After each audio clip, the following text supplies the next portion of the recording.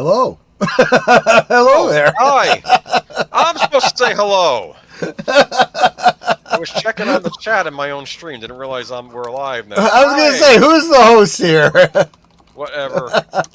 I'm your host, Aged Boomer. This is my co-host, Pacelli. Hello. Welcome to the Geeky Geezers for October 20th, 2024. And where are our flying cars, huh? They promised us flying cars, and we have. Do you really want flying cars? No, because they'll be crashing and hitting my head. I was just gonna say they can't drive safely in 2 dimensions. You want them flying in 3 dimensions over your house? No.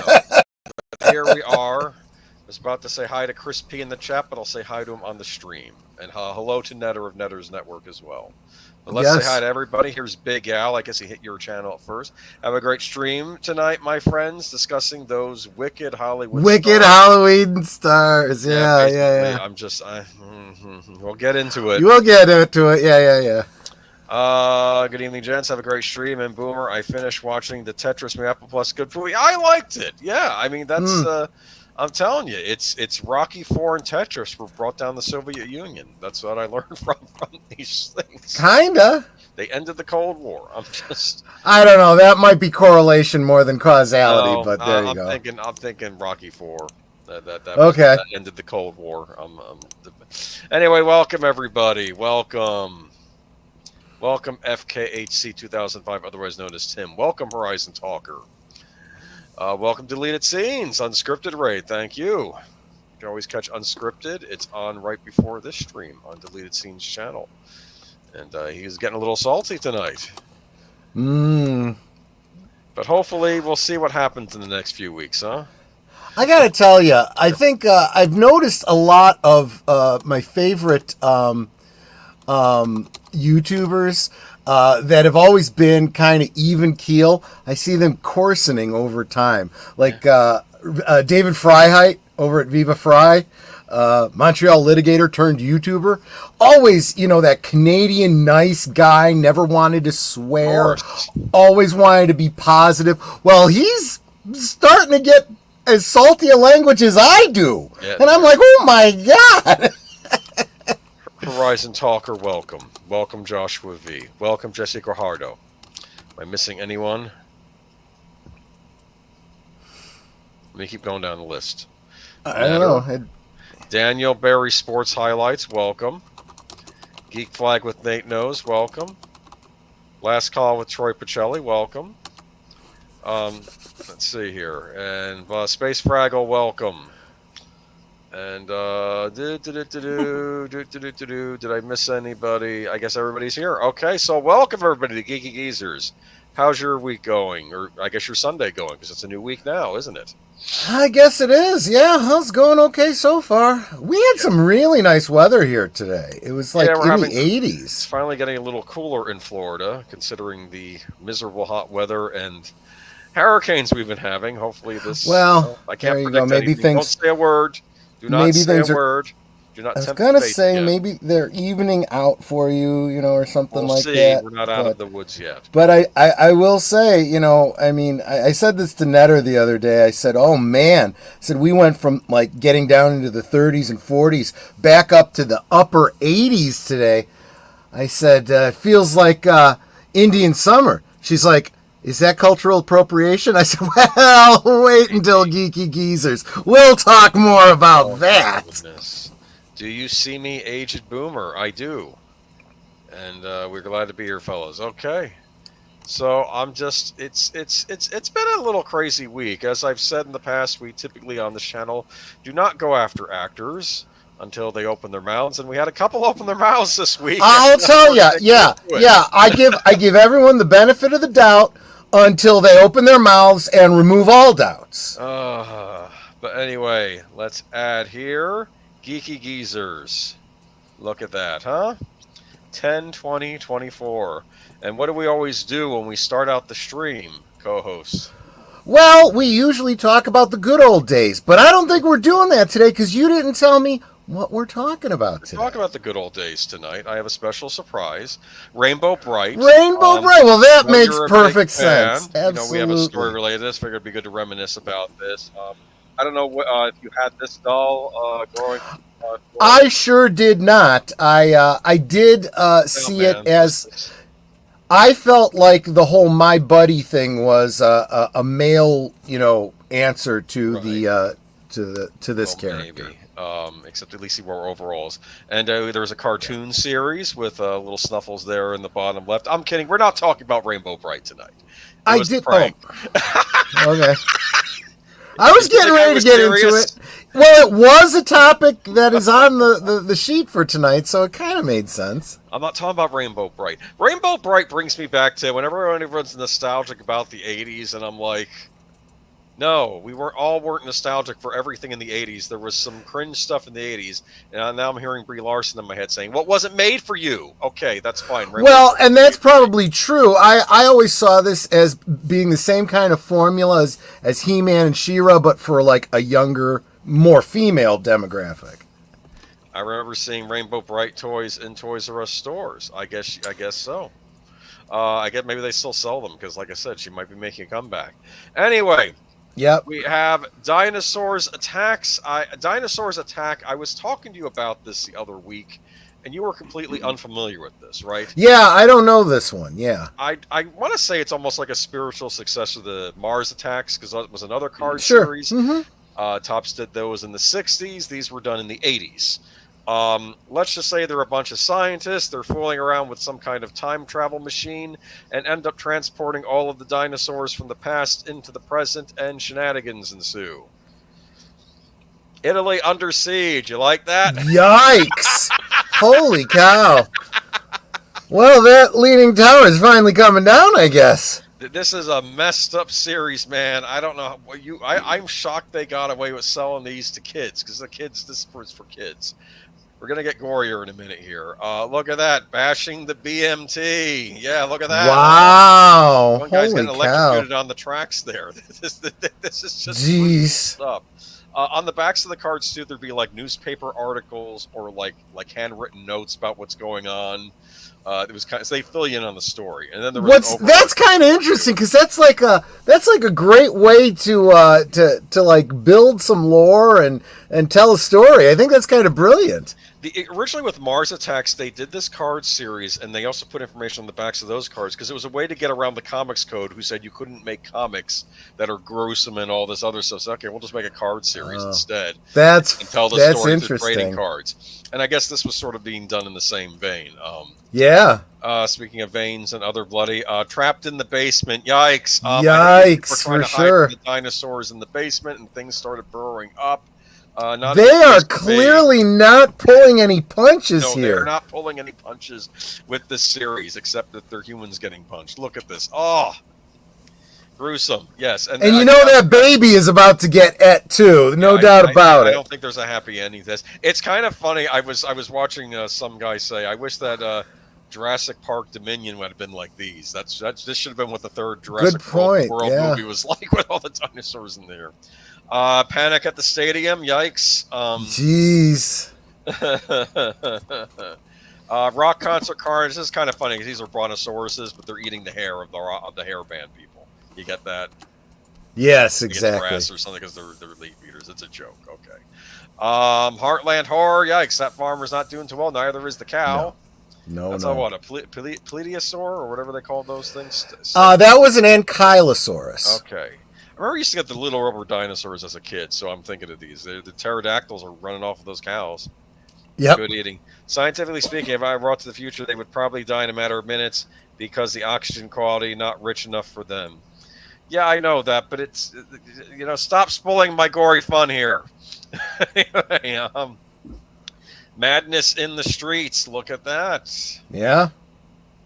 I like the blind man walking by the. Yeah. Doesn't have any clue what's going on. So it's also politically incorrect. Yeah. Probably. Yeah. This is the 80s. They didn't care about that shit back then. Anyway. Right. They didn't really care about it in the 90s when all that stuff started coming out. People used to make fun of it, and it went away. Yeah. I think it went away after the War on Terror hit, and then it creeped back. About 10 years ago when it really started to creep back. Is that a plant eater? I don't know. No. You see those pointy teeth? Those are not plant eaters. Yeah. Yeah, there's a cop or a meter maid or something going after that, or maybe it was a postman. There's the yeah, but as you can see, yeah, these got kind of gruesome. Coasting to calamity. Oh my gosh. That's not cool, man. This is not cool. And of course, there was an overarching plot of the scientists trying to send things back, and them. I think the one guy runs into like this weird quasi deity of the dinosaurs. It looks like a demon. It's this is really awful stuff in here, man. Soviets versus Demitrons. Look at that. See, you can tell the era this was made. The Soviet Union was still around. Absolutely. How old did you have to be to buy these cars? I was a kid, man. I was in elementary school. No one cared. You see, this is the thing. Yeah. Buy trading. There was no regulation on this stuff. For whatever reason, I guess I don't know how popular these were. I don't think I knew any other kids that were buying these. I would buy them up by the pack, though. They came with a little stick of gum. You know that stick of gum that always came with the Topps cards. Yes, I love that stuff. Yeah. Kid Strikes Back. Okay, no more messing around. I don't know this little girl. She picked up a bazooka and fried this thing. Okay, I don't know what that is, a raptor or something else. But yeah, look at that. I don't know. It's dead now. Yeah. So the humans do hit back sometimes too. Is that a nuclear bomb going off in the background? What is that? I mean, it could be. That's not a dinosaur. Well, who knows? It's the 80s, man. Let me see here. Picnic apparel. Yeah, that's not going so well for these people. Some guys getting torn in two. Yeah. Look at that. Netter, got any comments? That one is a Pachycephalosaurus. A Pachycephalosaurus? Okay. Yes. And they would come with stickers, too, like little stickers you could pull off. I think there was a sticker in each pack, and it would show the dinosaur in the sticker. It was like a normal dinosaur sticker, except to be attacking some poor soldiers or something, you know? Right. That. Tribolite Terror, I remember this one. What are tribolites? Trilobites. Trilobites. They're trilobites. Now, this was a kind of fish, like a crustacean, that we all thought was extinct for a very, very long time until they found some in like the Indian Ocean or something like that. Disgusting. This is okay. So they exist now. Are they awful? Are they harmful? Not at all. They're kind of like giant, those roly-poly bugs, isopods. They're just really, really big, and they live in water.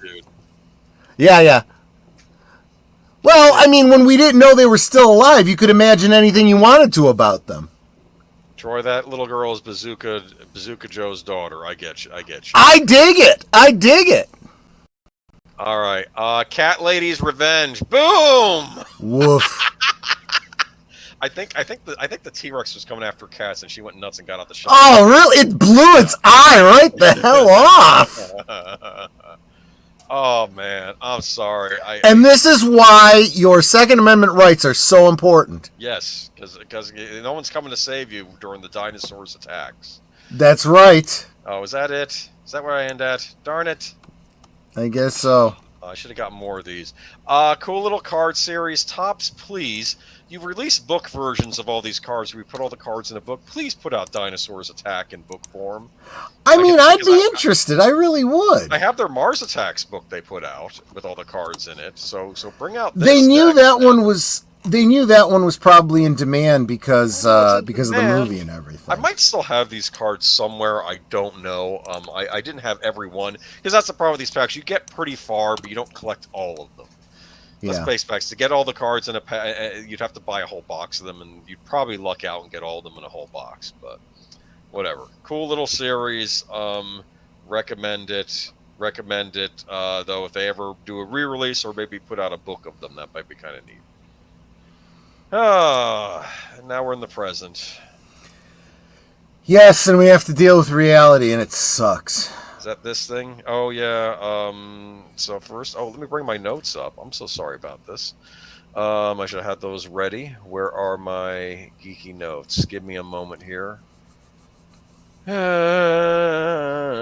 we are. No, that's 1013. Where's today's? Let me make sure these aren't today's. No, that's the Disney resort facing backlash for the hurricane supplies. Remember that one? Mm-hmm. Yes. $10 for a loaf of bread and some peanut butter? Yeah. Yeah, that's the very charitable of you there, Disney. Yeah, hold on. Give me a moment. All right, as the word loads up. Sorry about this, guys. How's everybody in the chat doing tonight? You having a good This week? is the boomer part of the aged boomer. It happens. It's the way it goes. I tried Welcome saving to the these show, as a everybody. PDF. Did I throw these in the trash? Hold on, give me a moment. So, I mean, you could always just use my link and open up the no, article. I have the notes open. Thank you. Good old days in remembrance. Okay. Mitzi Gaynor, the actor, singer, and dancer, starred in such 1950s Hollywood musicals as South Pacific and There's No Business Like Show Business before going on to conquer Las Vegas. Stage and TV variety specials. Has died. Her management team announced today she was 93. Now, I imagine that this is a big deal for you, being such the theater buff, right? Yeah, this one kind of bothered me, but at the same time, as I do about so many of these, I have to say I didn't realize she was still around. I know that's bad, but a lot of people kind of age out and they go, you know what, I'm done, and they leave the public sphere, and then years go by and they pass, and you're like, oh, I hadn't heard from them in years. I think I have the soundtrack to South Pacific. It's a good soundtrack. Yeah. I love that. Yeah, that one is absolutely where I know her best from. No Business Like Show Business. Like everybody was in that, so to single out Mitzi Gaynor is kind of a okay, but yes, she was in it, but then again, so was like literally everybody. What was South Pacific? There's the Bloody Mary song. There's I Want to Wash That Man Right Out of My Hair. Isn't that yes, one? That is the most famous one, most people. Well, interestingly, so I, people tend to think that I'm older than I actually am. But I tend to have an old soul. So I find out about stuff as I get older, and I'm going back and watching older stuff, like I'm trying to encourage everyone here to do. And so my first experience with the tune, I'm going to Wash That Man Right Out of My Hair, as most people in our generation, was from a commercial, and now I can't remember what the commercial was. It was some sort of shampoo for color-treated hair, and they used that melody, and it was, I'm going to wash that gray right out of my hair. So that was the first time I became aware of the tune, and then, of course, I saw South Pacific, and I'm like, that's where it's from. And then, you know how synchronicity works. Once you've heard a tune, you start hearing it all the time. Well, not too very long ago, we did an In Remembrance of Dr. Ruth Westheimer, who was doing a show. Hair coloring. What was it? Clairol hair. Clairol. Yeah, okay. And we had done an In Remembrance for Dr. Ruth Westheimer, and she used to do an advice show every week, and whenever she would be taking a call from somebody talking about a relationship where it was very clear it was an abusive relationship, you need to get rid of this guy, she'd play that. You know what I'm going to tell you to do, right? I'm going to wash that man right out of my hair and send him on his way. That's funny. That was Mitzi Gaynor. Yeah. Mm-hmm. The statement added, we take great comfort in the fact that her creative legacy will endure through her many magical performances captured on film and video, through recordings, and especially those the love and support audiences around the world have shared so generously with her throughout her life and career. Please, Mitzi, keep Mitzi in your thoughts and prayers. And born Francesca Marlene de Cezanne von Gerber. Wow, I didn't know all that. That's a mouthful. In Chicago. Yeah. She was a Chicago native. On September 4, 1931, Gaynor had grown to national fame by the early 50s as a star of Hollywood's new wave musicals, such as There's No Business Like Show Business, Anything Goes with Bing Crosby and Donald O'Connor, and Les Girls in 1957 with Gene Kelly. Look at that. But her signature role came in 1958 when she was cast as Nellie Forbush in the screen version of Roger and Hammerstein's South Pacific. Her Golden Globe nominated performance, Gaynor was treated to one of the musical's most popular musical numbers, I'm going to wash that man right out of my hair. So there we go. Rest in peace. Kind of a living legend, I guess, no more. Yeah. But, and this is one of those, I looked at it and I'm like, well, this is a big deal to me, but I'm not sure how many of our audience would even know who Mitzi Gaynor is. You know what? That's why she deserves to be remembered. Let's introduce her to you. You know what? Maybe go back and enjoy some of those old movies instead of maybe going to see newer musicals. But anyway, we'll get on that in a minute. Well, okay, Boomer. Yes, that was from my stumbling earlier. Yes. This reflects back to the Dinosaurs attacks, good old days. But I did want to make mention of this. Agent Boomer, I remember the bride and groom being killed by the Triceratops. Yeah, they were both gored by the Triceratops. I couldn't find a decent enough resolution of that one, but I was going to use that one in the That's that's kind of sweet. It's something they can do together on their wedding day. It's horrible. It's like you know what, that series was like a bad car accident. You can't bear to look, but you can't. Yeah. Bear to. May the Lord keep her. I sang her song. Okay, yeah. Yeah. But rest in peace. Strike! Strike! Strike! Strike! Strike! Well, yeah, we're going to, I always say we bring you a lot of the same news that some of your other favorite YouTube channels bring you, but we tend to bring you a slightly different point of view. I think I might have a little bit of a different slant on this than a lot of people will, but let's get into it. Ubisoft. Workers at video game giant Ubisoft began 3 days of strike action in France on Tuesday in a dispute over home working and pay, hitting a firm already struggling with poor sales and a collapsing share price. Such titles as Star Wars Outlaws, Skull and Bones, and the new episode of Prince of Persia have failed to impress, and the company spooked investors by delaying the latest release of the Assassin's Creed franchise to next year. The value of Ubisoft shares has collapsed more than 40% since the beginning of the year, touching their lowest level in 10 years in September. This week's strike, sparked by a September message from management insisting on a return to 3 days working in the office for all staff worldwide, follows on another walkout in February when hundreds in France joined a dispute over pay. Unions said they had received no response to the grievances aired in February, and that the September message was the straw that broke the camel's back. Clement Montini of the STJV union told AFP the move to in-person working broke promises made to staff and calls into question the way they organize their lives. Now, that's interesting. Ubisoft managers told the staff in an email that returning to the office was vital to foster creativity and promised to give workers time to adjust. AFP saw around 50 people on a picket line in Montpellier and more than 100 in Paris, with Ubisoft offices in Annecy and Lyon also affected. The STJV union said more than 700 people were taking part, a similar number to February's action, which was one of the gaming sector's biggest walkouts. Strikers outside Ubisoft Paris headquarters told AFP that they were becoming disillusioned and felt the company was not listening. How long will it be before they start laying off workers and downgrading their ambitions? Asked Lola, a 30-year-old game designer who described the atmosphere as gloomy. All right. So what are your thoughts, man? So Geek Flag, actually, if you can bring up his comment, this leads directly into what I was going to say. Ubisoft is on fire, underwater, and on life support, and these knuckleheads go on strike. Good luck with that. So that probably not the best time to go on strike. Well, true. But it also explains what this is really about. So they're upset about pay. They're upset about hours. They're upset about whatever. And look, I am a believer that you have a right to air your grievances and collectively bargain. That should be your right. But you have to do it in good faith, and you have to kind of listen as much as you talk. And everything that Nate said here is absolutely true. This company is literally going bankrupt, and they can't afford to pay more.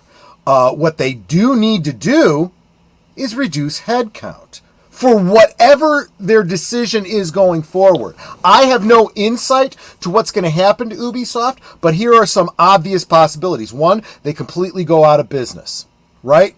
Number two, they sell what's left of their business to somebody else.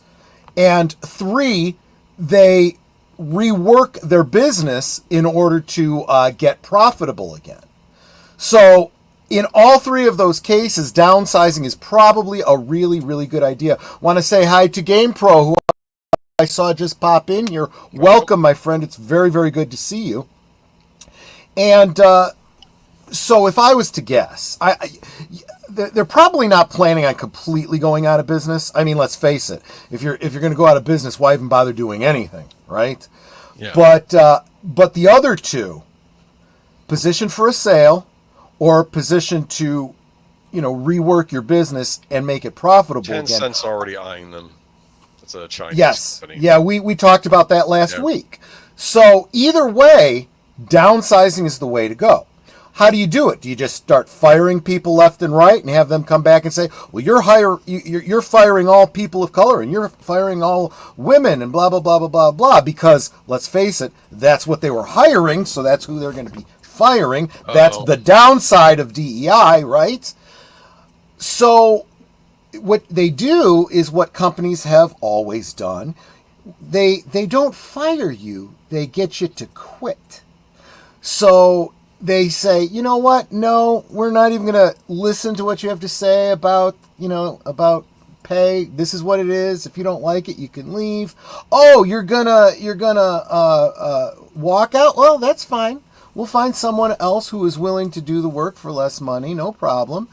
And, by the way, we need you to come back into the office 3 days a week because, productivity and blah, blah, blah, and this and that. Well, see, and this is where we come to another kind of different perspective on this. First, when it was work from home because of a pandemic, everyone was locked in and everything. So, okay, sure, I understand. Work from home so you can continue doing your business with the expectation that after the pandemic and we get the all clear, everyone goes back to work. Well, a lot of people didn't. Oh, excuse me. Let me be very clear what I mean by that. Mm-hmm. A lot of companies didn't do that. Why didn't companies do that? Because they found, damn it, it's cheaper for people to work from home. That's why a lot of the office space, retail. Get rid of the office space, not have to pay,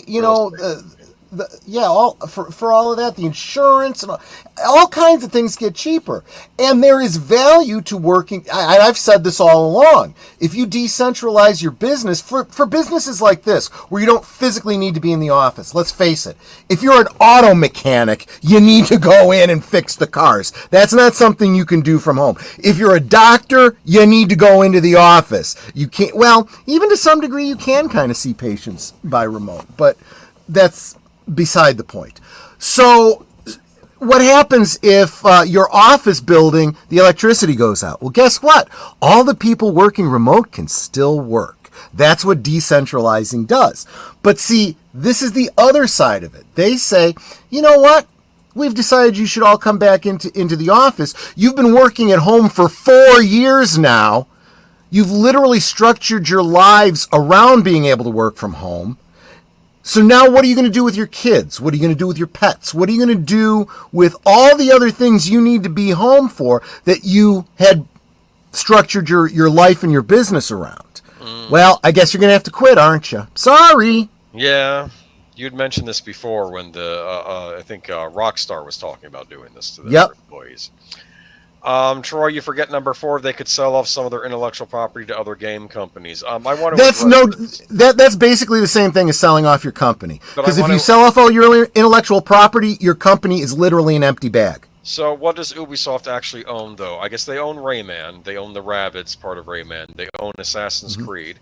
I don't think they own Tom Clancy. They have to do a license for all those. That's games, a license. Right? Yeah. I guess they own Far Cry.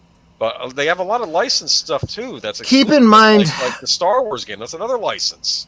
Yeah, well, here's the thing. The license, they may not own the license, but they still own the software. They own the intellectual property. So maybe they own Lucasfilm can't turn around and just, turn that over to someone else and keep selling the game. See? Guess not. Yeah.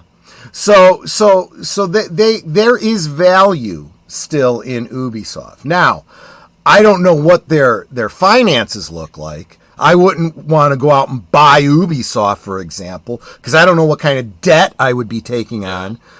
But this is what they're doing. This is I suspect they're preparing for a sale. So this is a great way to do it. You downsize. You say, look, I know you're uncertain about buying us because we've got a bunch of radical left-wing loonies working for us. But you know what? We just got rid of most of them. So, I'll tell you what, just buy our company, buy the name Ubisoft, buy all of our intellectual property, and, we'll just let everybody go.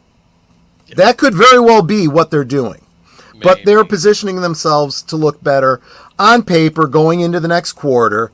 It'll be real interesting. We're still waiting to see what happens with Assassin's Creed. That's going to be something worth eating popcorn over.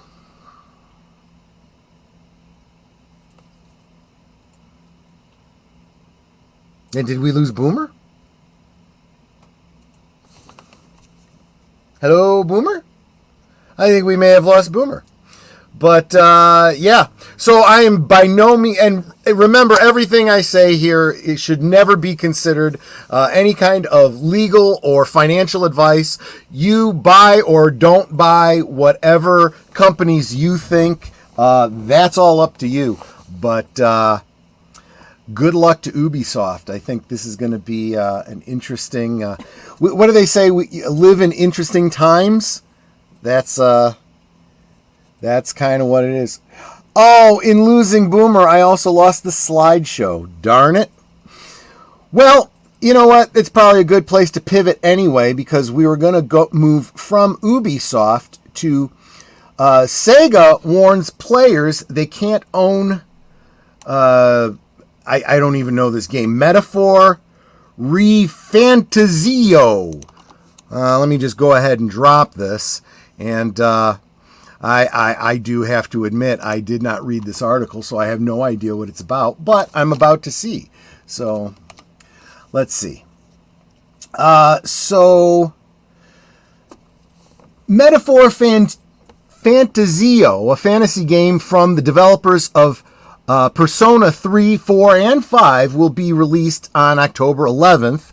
Well, that's already passed. When is this article from?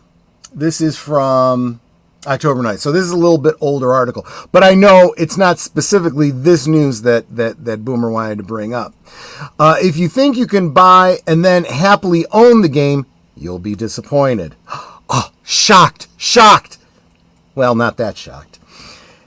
As noticed by ex-Twitter user Pirate Nation, the title's EULA, E-U-L-A, is full of red flags, and the biggest of them all is SEGA warning players they can't own Metaphor Refantizo or any digital content related to it. Open quotes. You acknowledge and agree that you shall have no ownership or other property interest in the product, and you further acknowledge and agree that all such rights are and shall forever be owned by the inure to the benefit of SEGA, close quotes, it reads. And then it goes on to show a graphic depiction of the terms of service. SEGA then says that it grants you a non-exclusive, non-transferable, limited, fully revocable right to license to install, access, and use one copy of the product. Moreover, it can stop offering or supporting online services for Metaphor Refantizo at any time, and your account and data might be deleted. In this case, SEGA shall not be required to provide refunds, benefits, or other compensation in connection with discontinuing such online services. The issue of people not owning the product they pay for has been intensifying lately. Not long ago, the California governor suggested a new law, we talked about this last week, forcing digital stores to tell customers they don't own content but only get a license to use it. It seems like companies started working on it already. While it's nice to know in advance that you won't have any rights to what you buy, the fact itself is outrageous. The whole issue started being highlighted when Ubisoft, them again, shut down the Crew servers. In response, YouTuber Ross Scott started an initiative against companies canceling games, and you can support him if you agree with the movement. Read the metaphor agreement for yourself here. There's a link. And join our 80-level talent platform and our... Okay, so this is the outlet promoting themselves. So just for the heck of it, this is from... I don't even know this outfit. Solu? S-O-L-U? Yeah, I don't know. But anyway... and Matanui is saying they are just legally required to admit it now. Yeah, and it's not like this is really terribly newsworthy. It's something that I've been talking about for a long time, and I know that Aged Boomer has, kind of bristled all about it too. The EULA's been there for a long time. This is okay, exactly. Troy, I can translate it for you. Nobody's going to play this game. Well, see, that's a great point. I don't know this game, so that part of it doesn't matter. But we've been talking about a lot of games recently, and a lot of games suck. Nobody wants to play these games. So this is not a great time for you to be pissing off your entire audience. But let me tell you, folks, for those of you that are paying to play these games... You better really love the hell out of this game, and this better be the only way that you can partake of the game, because I would not be supporting a company that says, yeah, you don't own anything. You're renting it from us. As long as we decide you can have it. It almost implies, and you know what? If we don't like you personally, we'll take it away from you. If we see something online where you said you didn't like the game, or you're voting for the wrong person, or you believe something that we disagree with, we'll just pull your license. Screw you, bastards. I mean, that's what it sounds like to me. And look, I do also understand, and this has always been true, even when you could own a physical copy of a game, they may decide not to, to continue to put out patches for it, support the game. That's fine. That's well within their rights to do. But the problem comes when no longer supporting it means I can no longer play it. Let me continue to be able to play it on my own hard drive by myself if I so choose. That's the way it always used to be. And then it was, no, you have to literally be logged on. We've got to see that you have a licensed copy of this game in order to play it, or we won't allow you to play it. So, but, as my more tech-savvy friends online have been pointing out, if I don't own it, then I can't pirate it either, can I? Just saying. It's if purchasing isn't owning, then pirating isn't stealing. Just saying. And I guess there's a lot of tech-savvy people out there who know how to take a game that they download and are playing and, put some kind of a crack into it so it always gets the feedback that it's licensed and can play and never goes out to the internet for it. I guess. I don't know anything about how any of that works. I couldn't do it, but... the pissing game. What is that game called? I have no idea what we're talking about here, Tim. So sorry, I can't answer that one. But I think what sucks is that I lost Aged Boomer because I know this was one he felt very strongly about. So we may come back to this one if he is able to log back in. My take on it: quit buying the games till the industry complies with our will. I agree with you, but trying to get everybody to, that's like herding cats, But stop giving them money. Stop supporting companies that do not support you. Hi. Welcome back. Was there anything you wanted to say about this article that you felt very, very strongly about? What, Ubisoft? No, the SEGA warns players they can't own Metaphor. Re-fantazizo. Yes, okay. Anyway, thank you for having patience with me and going forward. I don't know what happened there. The Wi-Fi went completely out. I had to restart the modem. Okay. Let's go. I already read the whole article and gave my 2 cents on that one. So, Well, what did you have to say?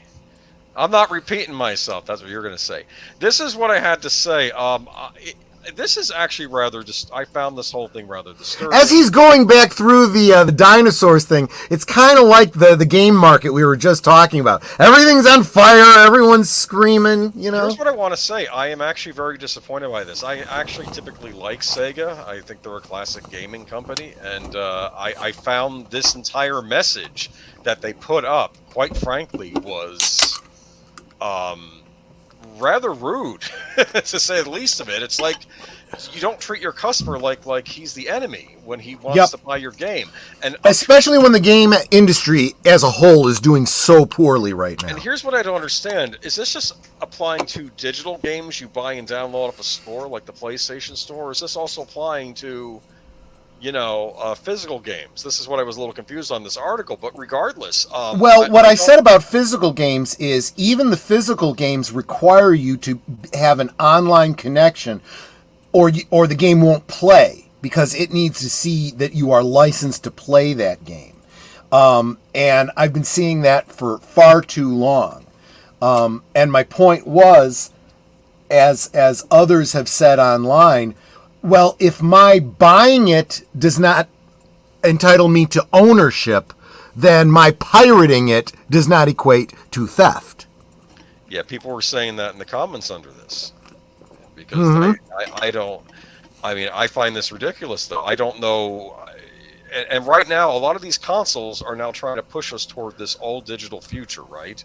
Yep. And I was watching one YouTuber video saying, and have you noticed that there's not enough memory on these consoles for you to keep all your games anyway? And now they're starting to think that that's on purpose. Yeah. What I'm saying? Exactly. But, anyway, I'm not expecting any more mishaps tonight, but I did go ahead and send you the notes. I saw that, yeah. I saw that. But, I can work off my own copy of the notes and, but if you don't want to play online, well, that's what I don't understand. From what I've heard, some of these digital games you buy, people think there's no DRM on them. It's a file you own, you download it on your console or on your computer, but now people are wondering, is there something in there that they can remove, and then you can't play the game anymore? Absolutely. I don't know. And here's the point behind that. For a glorified rental. Start by trying to play the game without going online. Disconnect from the internet and try playing the game. And I will bet you dollars to donuts it will say no internet connection, found, you can't play the game. Because it's the same as back in the day when you would buy a CD-ROM game or something and you had to have that code, to prove that it was a licensed copy. And once that code was put in, if someone else had used that code, you were screwed. And that requires internet connection for it to verify that. That's true. I physically own WWE 2K for Xbox, and if I don't have internet connection, I can't play it. And he owns a copy. I'm going to say, I know with the Xbox One, because I had originally tried, I guess to save on power or save on something with the internet, because Microsoft did something weird with the internet with the Xbox, but I could turn the internet off and I could still play the games. Now, if you have two Xboxes and have digital games on both, then it requires one of them to be connected to the internet in order to play the games on the one, if you have two copies. Which I think I'm sure that someone who is more technically savvy than I am could rig something so that, I think we all there's probably a crack or something that you could do that gives it the... Yeah, exactly. Forward, because this is ridiculous. This is you're paying $70 for these games. I better own it. And frankly, I found this message to be extremely obnoxious. And what Curtis Selby said, and I agree 100%. We got to stop supporting them if this is how they're going to be. Yeah. And if you are just tapping your vein because you got to have that game, then you're part of the problem. I gotta have and that greetings, game. Disney. Yeah, greetings, Disney Sheepherder. Thanks for being here. I don't know about last-gen consoles like PlayStation 4, Xbox One. I don't think they were this bad. I think if you disconnect from the internet, you can still even play your digital games on them. But I can't speak to these new systems that are out now. And the guy made a mention about WWE 2K. I don't know what these other games are like, and I keep knowing. And I've noticed too, they really are pushing these old digital consoles lately, especially Microsoft and Sony. And Nintendo has another problem, but that's a different story. And Nate brings up, this is communism. You are absolutely right. You will own nothing. And I say, fine. If I can't own it, I won't pay for it. Period. And you will sell nothing too. But you see, you have to have that attitude. If you don't, if you keep being their little bitch and paying them money for something you can never, physically possess, well, you're their butt boy. Just saying. Well, on that note, let's move on to Joker. Speaking of, wow, that was a perfect segue. Yeah. Spoiler alert for the movie. Definitely check out over on Midnight's Edge After Dark, or maybe it was Mead Radio. I'm not sure which. Tom Connors did a song of Joker 2. And it's the two main characters here lamenting what's gone wrong with their movie. And he's like, why did I have to be, done in prison the way I was or whatever? I'm trying to clean it up a little bit, but I can't. Well, you guys know what I mean. We have to be careful because, the tubes, even though this is not a children's stream, but let me scroll Clearly down. not. Joker Folie Deux was primed to be another twisted comic book smash. Instead, the sequel to 2019's billion-dollar hit Joker is a box office disaster. So far, the offbeat musical about Batman's notorious foes grossed $51.5 million domestically and $165 million globally after 2 weeks of release. By comparison, the first Joker generated $96.2 million domestically and $248.4 million globally after 3 days of release. The sequel won't earn anything near that much by the end of its theatrical run, with ticket sales and projected the stall at a lifetime gross of $65 million domestically and $210 million to $215 million globally when Folie Deux leaves the big screen. That's a huge problem because Joker 2 cost $200 million to produce and roughly $100 million to market and distribute. At this rate, the film won't get anywhere close to $450 million needed to break even in its theatrical run. Ticket sales are split between studios and theaters owners. Sources at Warner Brothers say the movie will break even at $375 million after critics and audience flat out rejected the big-budget tentpole, which received 33% rotten average on Rotten Tomatoes and rare D grade on CinemaScore. It's shaping up to be one of the year's biggest catastrophes. It's now poised to lose at least $150 million to $200 million in its theatrical run, according to the estimates of insiders as well as 3 rival executives with knowledge of similar productions. One source speculates the film will end up losing its backers just north of $200 million, while another believes the damages may be closer to $125 million. Any estimates suggest by anonymous insiders or rival executives are grossly wrong and continue to trend where rumor is reported as fact. A Warner Brothers spokesperson said in a statement, the film continues to play in a theatrical release, including with this week's opening in China, and will continue to earn revenue through its home viewing and ancillary run. China to the rescue, right? Yeah.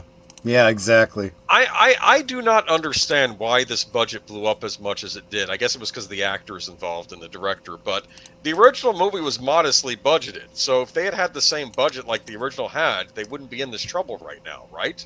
I really do feel that there's more going on behind the scenes than we're aware of. I am wondering if this is the director who didn't want to do a sequel saying, okay, screw you guys, and then blowing out the budget and basically saying, I told you we shouldn't make a sequel of this thing.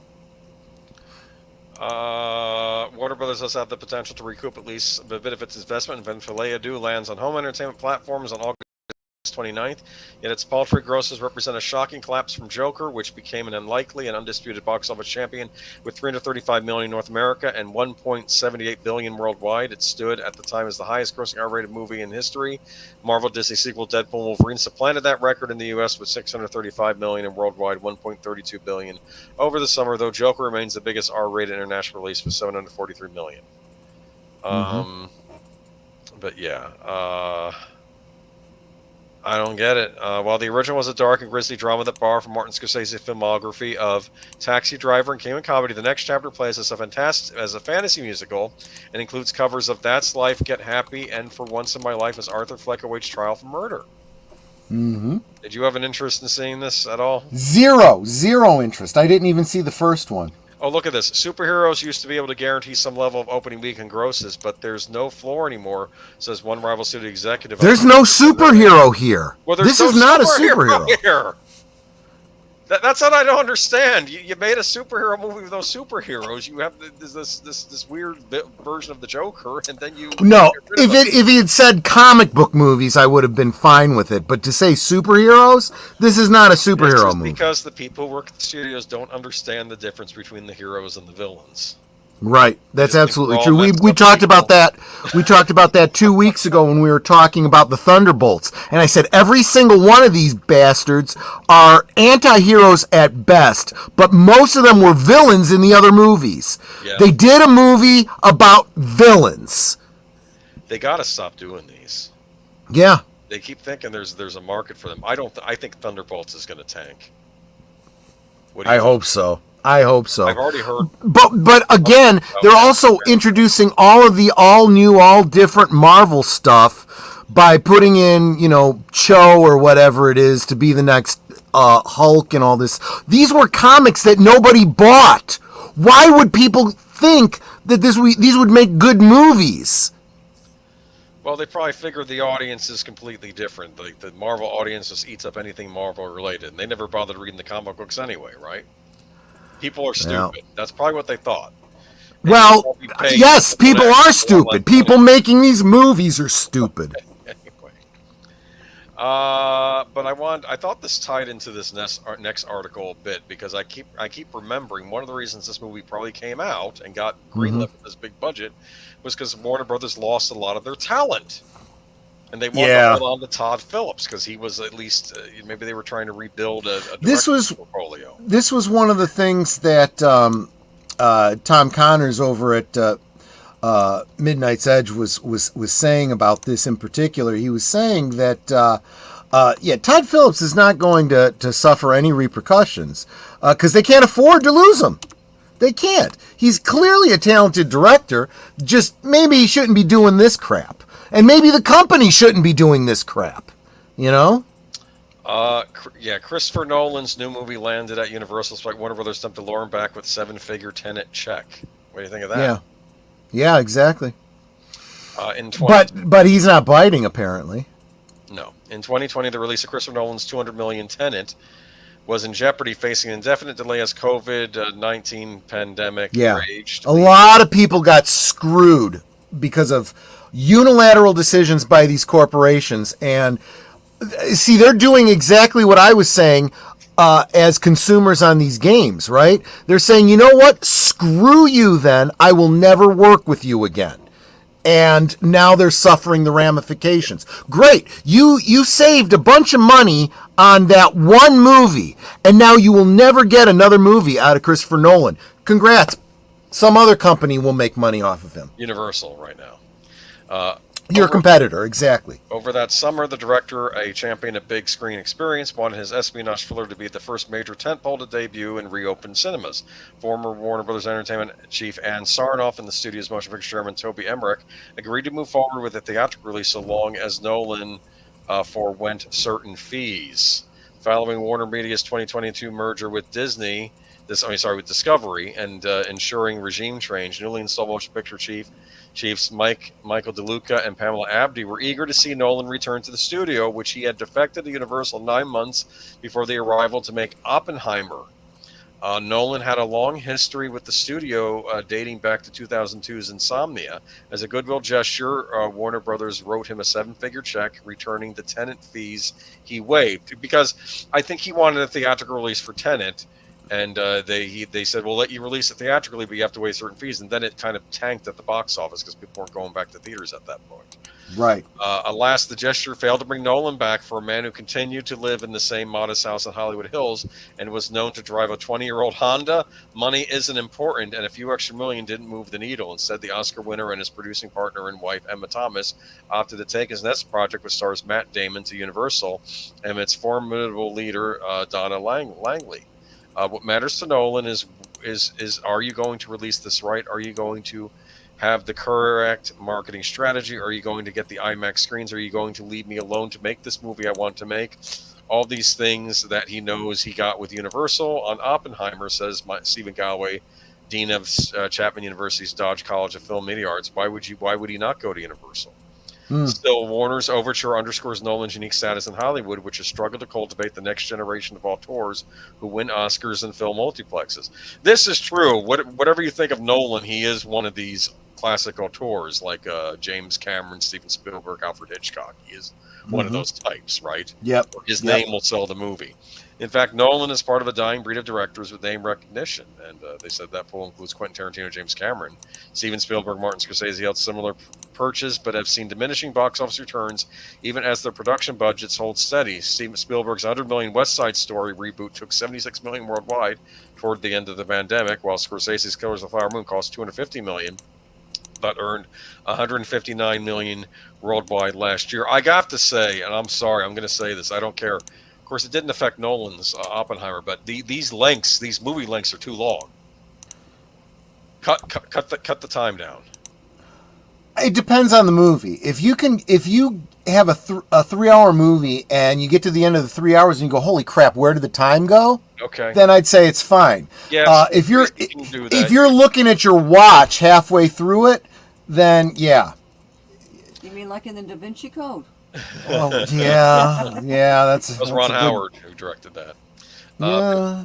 Pickings are slim with the new wave of filmmakers. Greta Gerwig and Ryan Coogler have distinct styles and both mega hits with Barbie and Black Panther, yet both those films were based on known intellectual properties.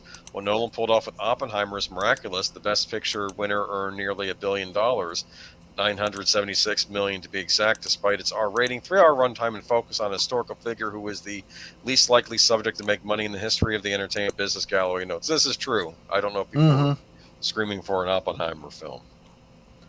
I don't know if you saw Oppenheimer or not. I haven't, but I've heard some good things. So it's not my favorite Nolan movie, but I get why people liked it. Christopher Nolan is an IP unto himself, says the box office. What Nolan's film will be remains a mystery. It won't be The Prisoner, a project that has long history at Universal, was once developed as a vehicle for the director. Is this based on the 60 series? I have no idea. God, it would be funny if they cast Daniel Craig. Yeah, because it's actually wasn't the character in The Prisoner, and they never said this outright, but he was a former spy, correct? Yes. And Patrick McGowan, right? Didn't he also play the lead character on Secret Agent?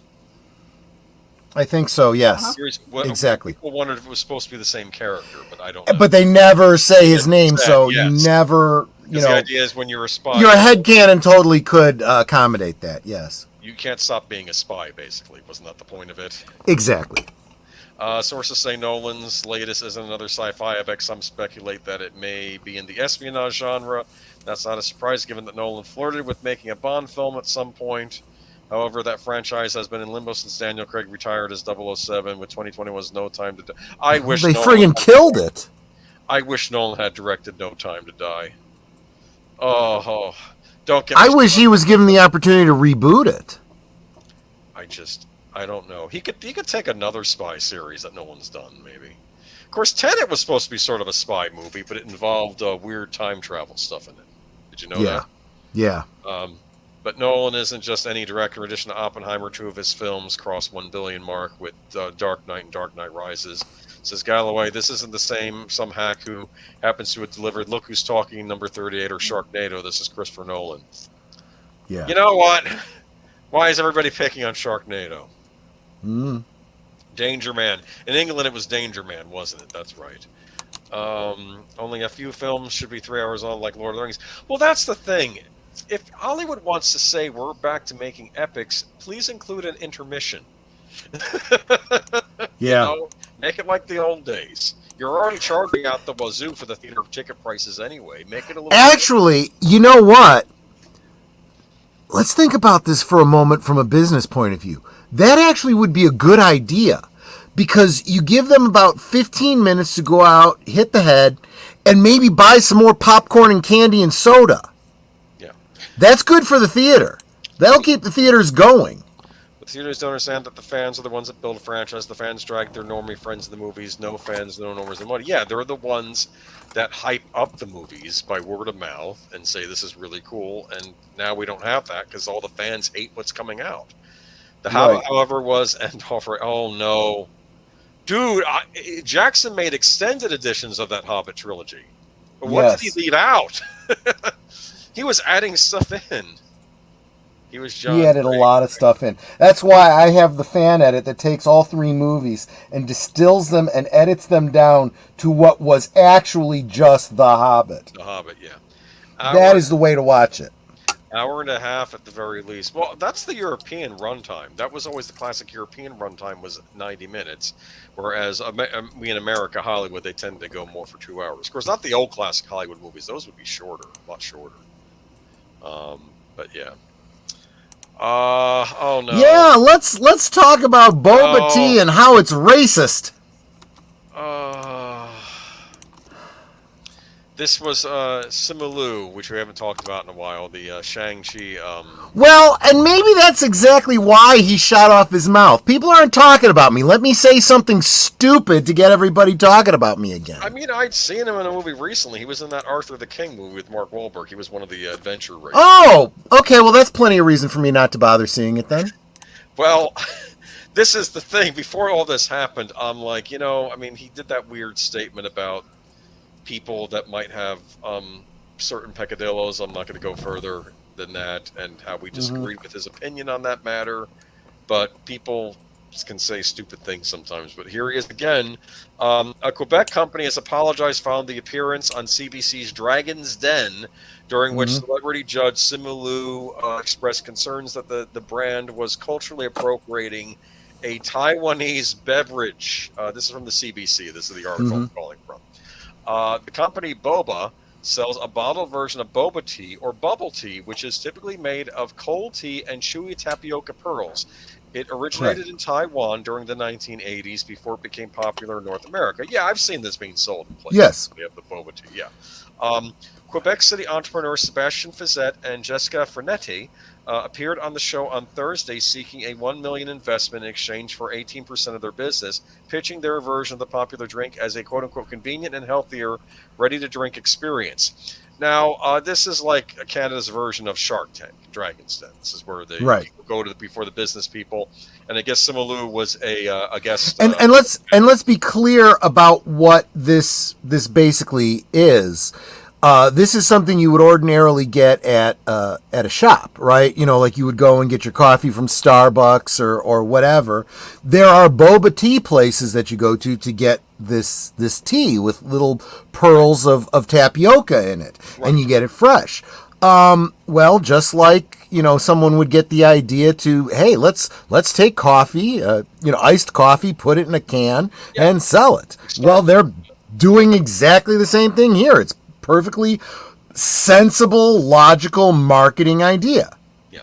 So they touted their brand's popping boba pearls in an alcoholic version of the beverage. Liu, a Chinese-Canadian actor and investor, said he was concerned about this idea of disrupting or disturbing bubble tea, adding that it was a matter of cultural appropriation, which he described in this case as taking something that is very distinctly Asian in its identity and quote-unquote making it better. For starters, that word Asian's very encompassing of a lot of different groups of people. Yeah. People from India are Asian. Russians are Asian.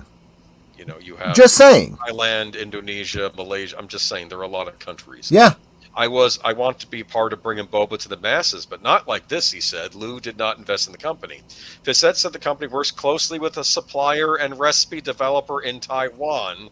So they are, in fact, working with someone in Taiwan, but also said because of bubble tea's mainstream popularity that it's not an quote-unquote ethnic product anymore. Clips from the episode went viral on social media, with some users attacking Fissette and Frenetti for the appearance. The company took to Instagram on Monday to apologize, saying it did not intend to harm or disrespect the community that created and popularized this beloved drink. At no point did we mean to insinuate that our boba bubble tea is better than traditional bubble tea in any way. One marketing expert says that in the age of swift social media backlash, the company might have to check its branding to recover.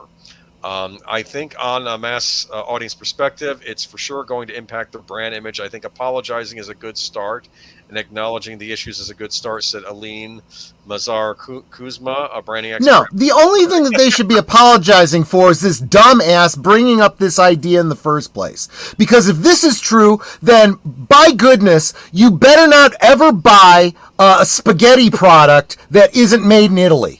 What about by Italians.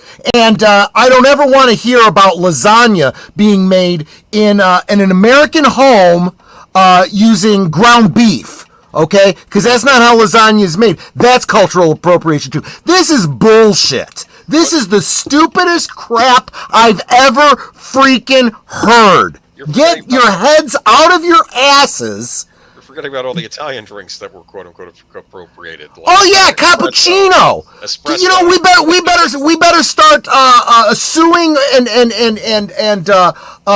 boycotting Starbucks if they keep selling cappuccino. Hell, they're using pseudo Italian words like venti and they're not even real.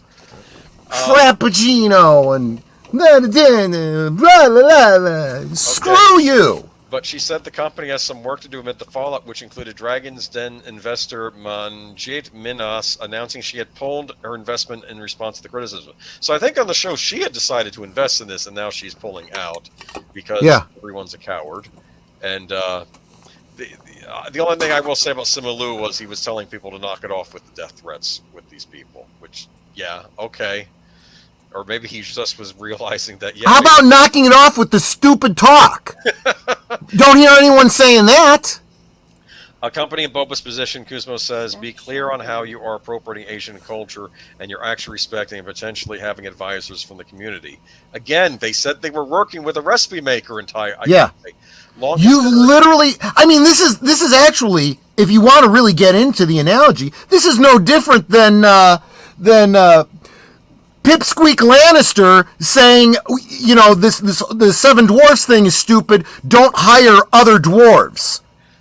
But yeah, long considered a Taiwanese staple, bubble tea emerged from Taiwan as local tea shops before spreading elsewhere across Asia. It became especially prevalent in North America in the 2010s when tea brands saw a resurgence in popularity. The bubble tea industry in the U.S. was valued at $2.4 billion in 2024 by market research firm Ibis World. I don't think I've actually ever tried bubble tea. I don't know if anybody in the chat has. But yeah, there's your little rewriting of the headline there.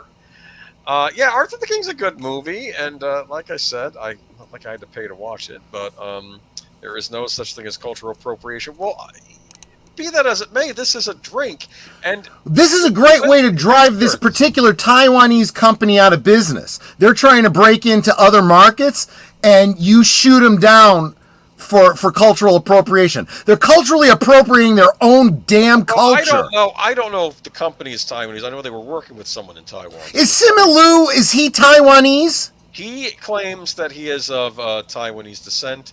I also wanted to bring up a point.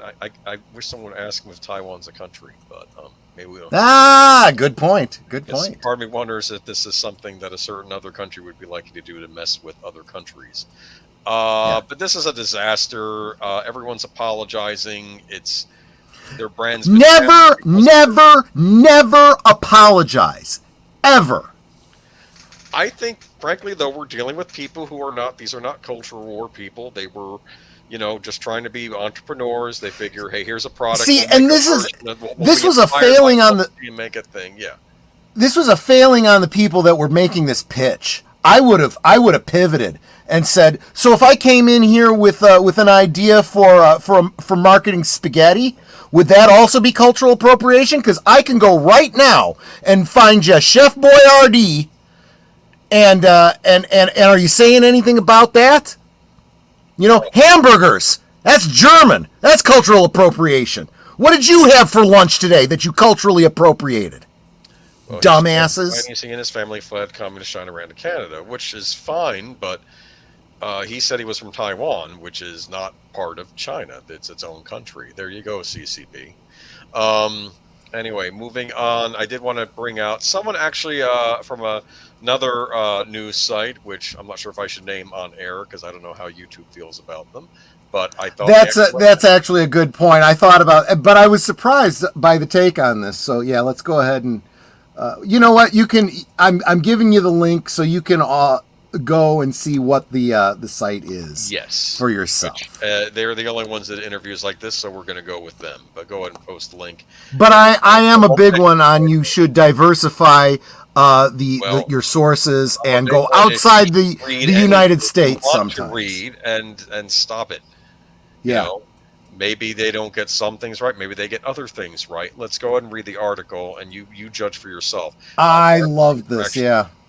This is from Taichung, Taiwan. Standing in line at their favorite bubble tea shop in Taiwan's second biggest city, Lisa Chen was perplexed to hear that her preferred beverage had been embroiled in a headline-grabbing controversy halfway around the world after Montreal-based company pitched a quote-unquote convenient, healthier canned version of boba tea on Canada's versions of Dragon's Dens last week. A firestorm ensued. Chinese-Canadian actor Simu Liu, a potential investor on the reality show, raised concerns about the so-called quote-unquote cultural appropriation and the lack of any indication that boba tea originated in Taiwan. There is an issue of taking something that has very distinct Asian. We already read this. Okay. But on bottom line, the people in Taiwan don't feel that they've been appropriated and don't have a problem with this and are confused why this is even becoming an issue. And this is another one of those times where you got a bunch of stupid Americans getting offended. Well, okay, Canadian, North American Americans attacking this company too. I'm gonna say it this way. Even though I know that he's Asian by descent, white people. These are white people getting bent out of shape about stuff that they have no stake in. Don't get offended on my behalf. All that Italian stuff, by the way, that I was saying, I was just being sarcastic. Because you will never find an Italian that ever says that you're culturally appropriating by enjoying spaghetti. This was a joke on The Sopranos when Pauley was looking at all this stuff in the car. They took all this from us, and he basically robbed the place because he was angry. But that's the point, is that this was a low class thing. You moved on from this at this point. Knock it off. But anyway, okay. But on Monday, Chen said that she did not see a problem with the beverage becoming part of the globalized food landscape with variations that are increasingly detached from its Taiwanese roots. It's great to see more people can enjoy boba tea, she told this interviewer. In Taiwan, we're constantly coming up with new kinds of boba tea, so I think it makes sense that people abroad are doing so as well. Yeah. Lin Yozhe, who worked at a boba tea shop in Taichung from 2019 to 22, who had a similar reaction when he came across the controversy while scrolling social media. I don't think it's a big deal that they took boba tea and added their twist to it. Boba tea can be quite easy to make, and a lot of things you need originally came from Taiwan, from somewhere else anyway, so it's all connected. So they're saying a lot of the ingredients didn't originate in Taiwan anyway. Lin says the focus should be on the quality of the product and not the background of the company owner. If they made a delicious new boba tea that's healthier, then that's good for everyone, right? Yang Zhu Ming, whose uncle owned a boba tea shop in China, was less impressed with boba's pitch, though he said he did not have a problem with people who aren't Taiwanese selling the drink. Boba tea should be made fresh, and you lose that if you put it in a canned store. So he's just criticizing how it's being made, but not about the cultural appropriation. It's like someone saying that, there's real lasagna and then there's the stuff that we Americans. Yeah, and see, it's like I said with the Chef Boyardee in a can. That's way too sweet. I get it. I understand why people like it. Nobody believes that's actually Italian food. I like Chef Boyardee until I got a bad can. I like Taco Bell. You're not going to convince me that's, authentic Mexican cuisine. Yes. I don't know, but I don't see a problem with people across the world. I bet you if one of the spokespeople had been Asian or Chinese, there wouldn't have been this blow up, though. I think that's what this is about. I think.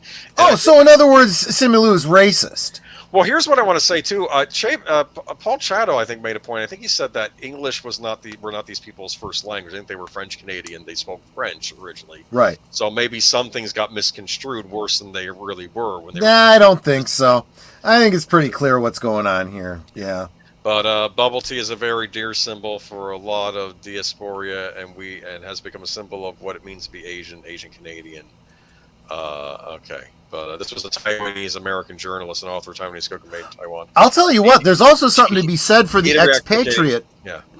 There's something to be said for the expatriate community as well. Like you were just saying, Taiwanese people living in Canada still want to be able to get their boba tea, and maybe they want to be able to get it in a can because it's convenient for them.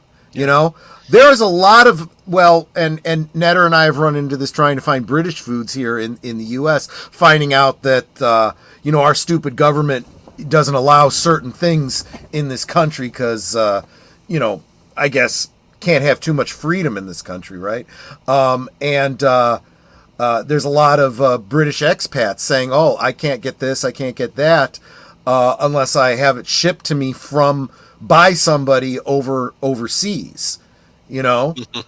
So if somebody were to open up, a company, selling something here, that would be cultural appropriation. There are Italian foods that you can't legally buy here in the United States. You can't import it from Italy. So there are Italian companies that are working with Americans so that it can be made here. Oh. Certain kinds of meat products and whatnot that can't be shipped out of Italy. Right. So, people just need to get their heads out of their asses. I said it before, I said it again. But the point is, these people have kind of had their lives destroyed over this, and I feel like it's been destroyed over nothing because this business has just been shot down. Yeah, and this does not help the Taiwanese export business. Congratulations, but you know what? Nate is absolutely right. It's not liberals, really. These are communists. Yeah. They want to destroy business. So this is exactly so. It's funny because this show is supposed to be about capitalism, right? Investing in companies. No, what he just did was the exact opposite. I'm going to destroy your business. Yeah, I mean, that's ridiculous. It's just, again, I think when the article said the star of Shang-Chi, the man is not a star, not in the United States. Maybe he was in Canada. I know he was on a Canadian sitcom where he played a Korean. He was the star of a failed movie that lost money. So yeah, in that regard, he was the star of that movie.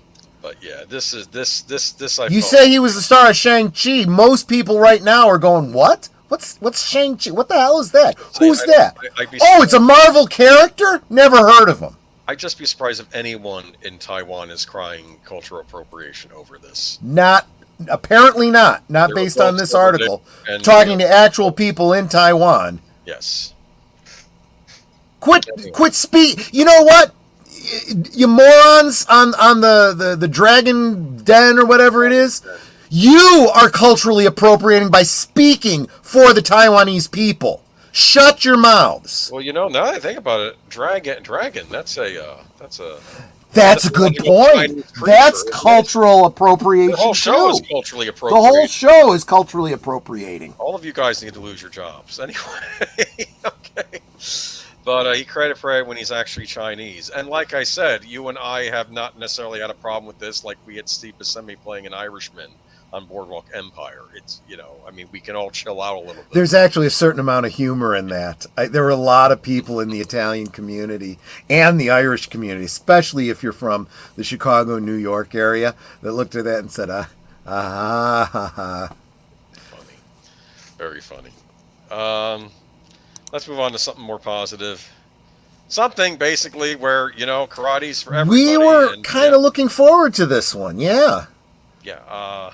Now we're getting some answers. Great thing about Karate Kid, yes. So here we are.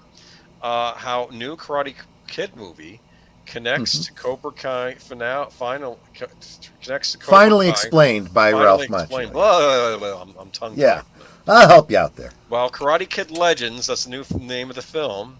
Yeah. I'm guessing Ralph Macchio and Jackie Chan's character are the legends in this movie, right? We'll bring together. I hadn't thought about that. Yeah, that makes sense. Multiple movies with the franchise. Original movie star Ralph Macchio has revealed how the movie fit into the wider franchise along the events of Cobra Kai. Macchio has been carrying on his iconic role of Daniel LaRusso with Netflix's sequel show, though was revealed to be starring in the franchise's next movie alongside Jackie Chan from the 2010 reboot. Plot details have remained under wraps, save for the indication that it would return the Karate Kid universe to the East Coast and focus on a new teen protagonist who learns martial arts.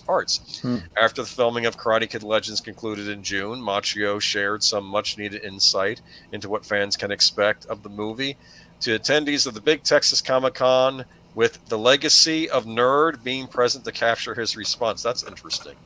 I don't know what that legacy of Nerd is. I should look into that. While Machio stated that he couldn't comment on too many details, the actor did affirm that the movie would take place within its own corner of the larger shared universe of the franchise. He did, however, confirm that the film will be set after the events of Cobra Kai, going on to invite attendees to tune in for the show's series finale next year. Well, I can't go into any depth on it, except it's another ecosystem within the grand universe of the Karate Kid, in the mythology of that, and I'm excited for it. It all happens. The story is after the events of Cobra Kai, so I can't say a thing, but enjoy Cobra Kai, embrace Cobra Kai, and it make it the biggest series finale in the history of Netflix television. I think it will be. It's going to be one of the big ones. I'm wondering if Johnny Lawrence could get his own spin-off movie too, maybe. Yeah, I don't know. It really sounds like they're setting themselves up to have all kinds of potential spin-offs. Unless he increased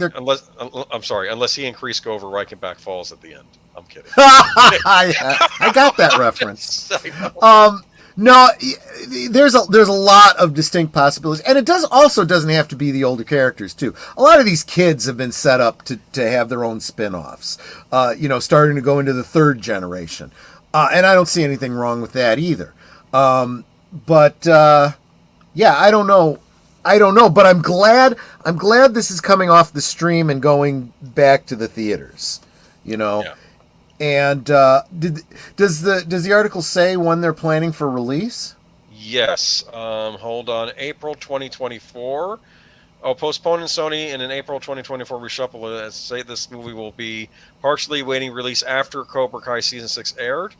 Karate Kid movie releases 2025, but based on the scant plot details, it could run a tricky obstacle thanks to Cobra Kai.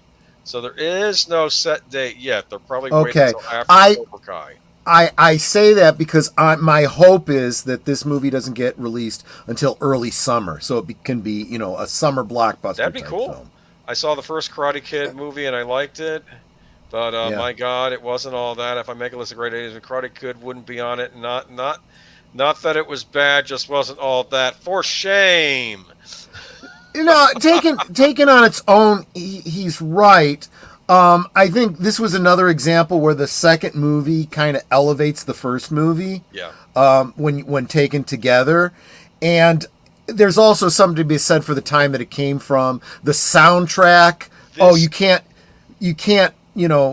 You couldn't have those movies without the soundtracks. Let's be honest. This was a lot of our first introduction to martial arts in movies. And I know there have been plenty of martial arts movies, great martial arts movies before Karate Kid, but I think this was like the first mainstream American. I think a lot of kids who maybe didn't have access to a lot of those great kung fu movies maybe saw this for the first time and was introduced to.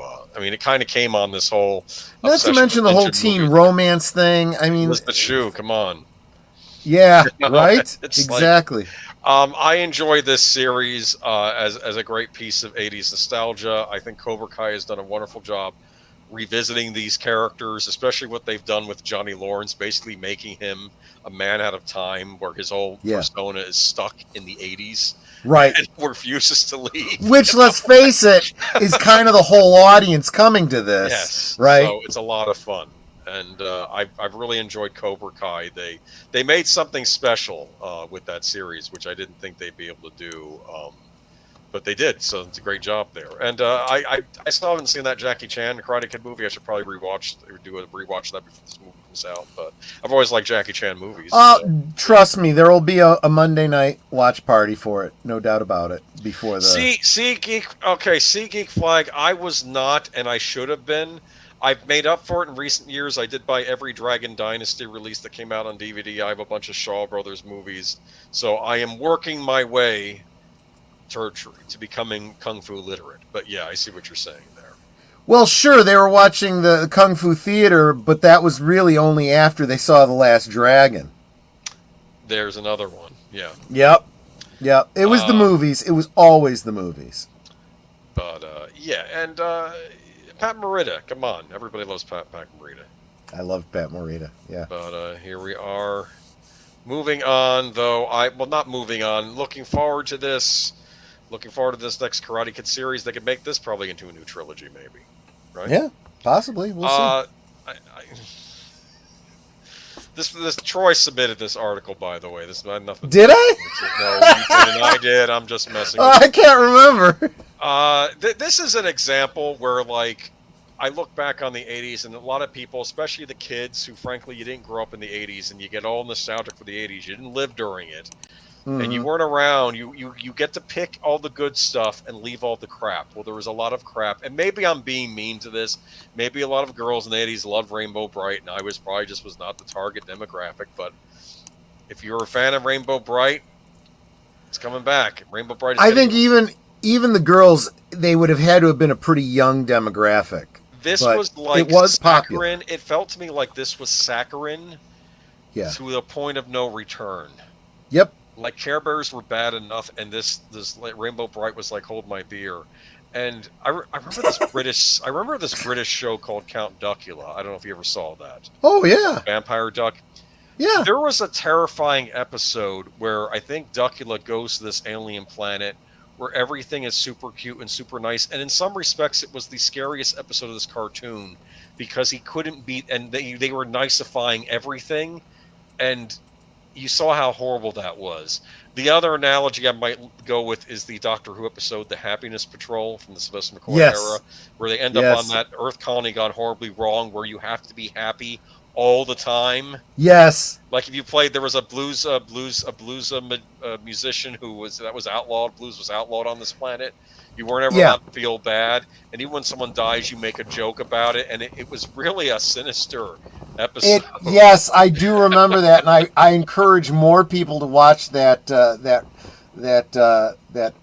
old Doctor. Well, old, but it was the last run of the old Doctor original Who series. Yeah, the Happiness Patrol. Can you imagine if, like, for example, a modern day political party made joy their mantra? Yeah. You will be happy. We will chant this until you are happy. Just saying. After a hiccup, perhaps. I'm sorry, I didn't say that out loud.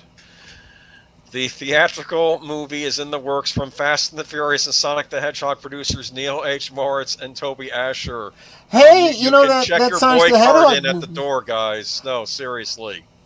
I feel like Ryan George here. Hey, he's the guy that made that cartoon movie.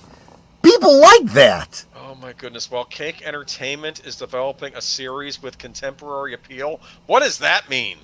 I think I know what that means. Based on the themes of friendship, teamwork, and the power of color and optimism to overcome darkness and negativity.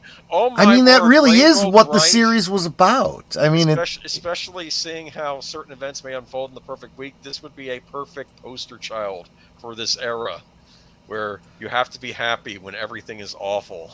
Yeah.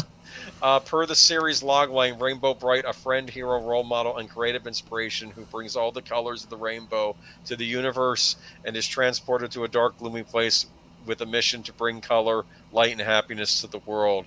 Oh, no. Yeah. No. I get where Nate is going with this. If they bring in the LGBTQ thing here on something that is so clearly a young child's thing, there will be... that's fine. There will be an uprising from parents. I mean, she has a rainbow in the title, dude. It will be appropriated. Well, and who's it coming from? Crayola Studios and Hallmark. Yeah, Hallmark's gone very woke, so I would not be too surprised if this... But there's nothing here that implicitly says that. We are just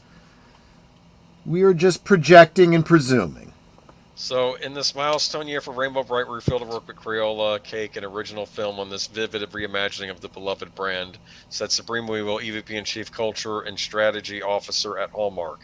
What is a culture officer? Yeah, that sounds like a rebranding of DEI. It has proved its appeal over the past 40 years, and we can't wait to strengthen connections with loyal fans and introduce a new generation to the dazzling world of color and imagination. Thank goodness for the second Disney Renaissance in the 90s, because at least it Yeah. was a lot better than this stuff in the 80s. Oh, my word. You're right. This crap these days is making that stuff look better by comparison. I don't know if it was the Care Bears movie or the Rainbow Brite movie. I think I started watching it at one of them as a lark, and I had to turn it off because they have a witch in one of the movies, right? And you can go two ways with a witch. You can either have her be an old crone hag, or you can have her be super sexy. This did neither. Right. You got This about was one neither. and that's what I'm annoyed with. All right. Anyway, in the case of the Wicked Queen from Snow White, she's both, right? But I mean, you're kind of not wrong. All right. We're anything left to say about Rainbow Brite? Any fond memories? No, we Netter? will. Was she a fan? I'm not trying to pick on Rainbow I've Brite. never played with Rainbow Brite. Never. Yeah, this anything was about it. definitely not her age range. She was in her 20s or 30s by the time this came along. Care Bears Witch was inside a book. Troy, if you believe that the show won't be woke, I got a bridge for sale to you. You know. They are know salivating at this right now. I know it will be. I'm just giving them the plausible deniability. They don't have to jump off that pier.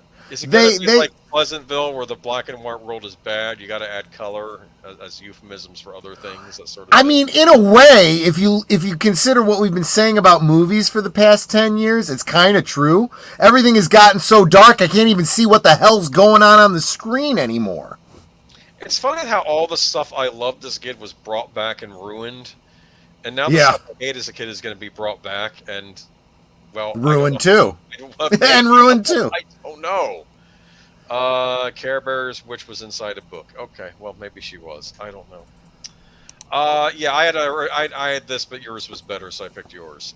Okay. Yeah, this is the big controversy. Y'all looking forward to Wicked this year?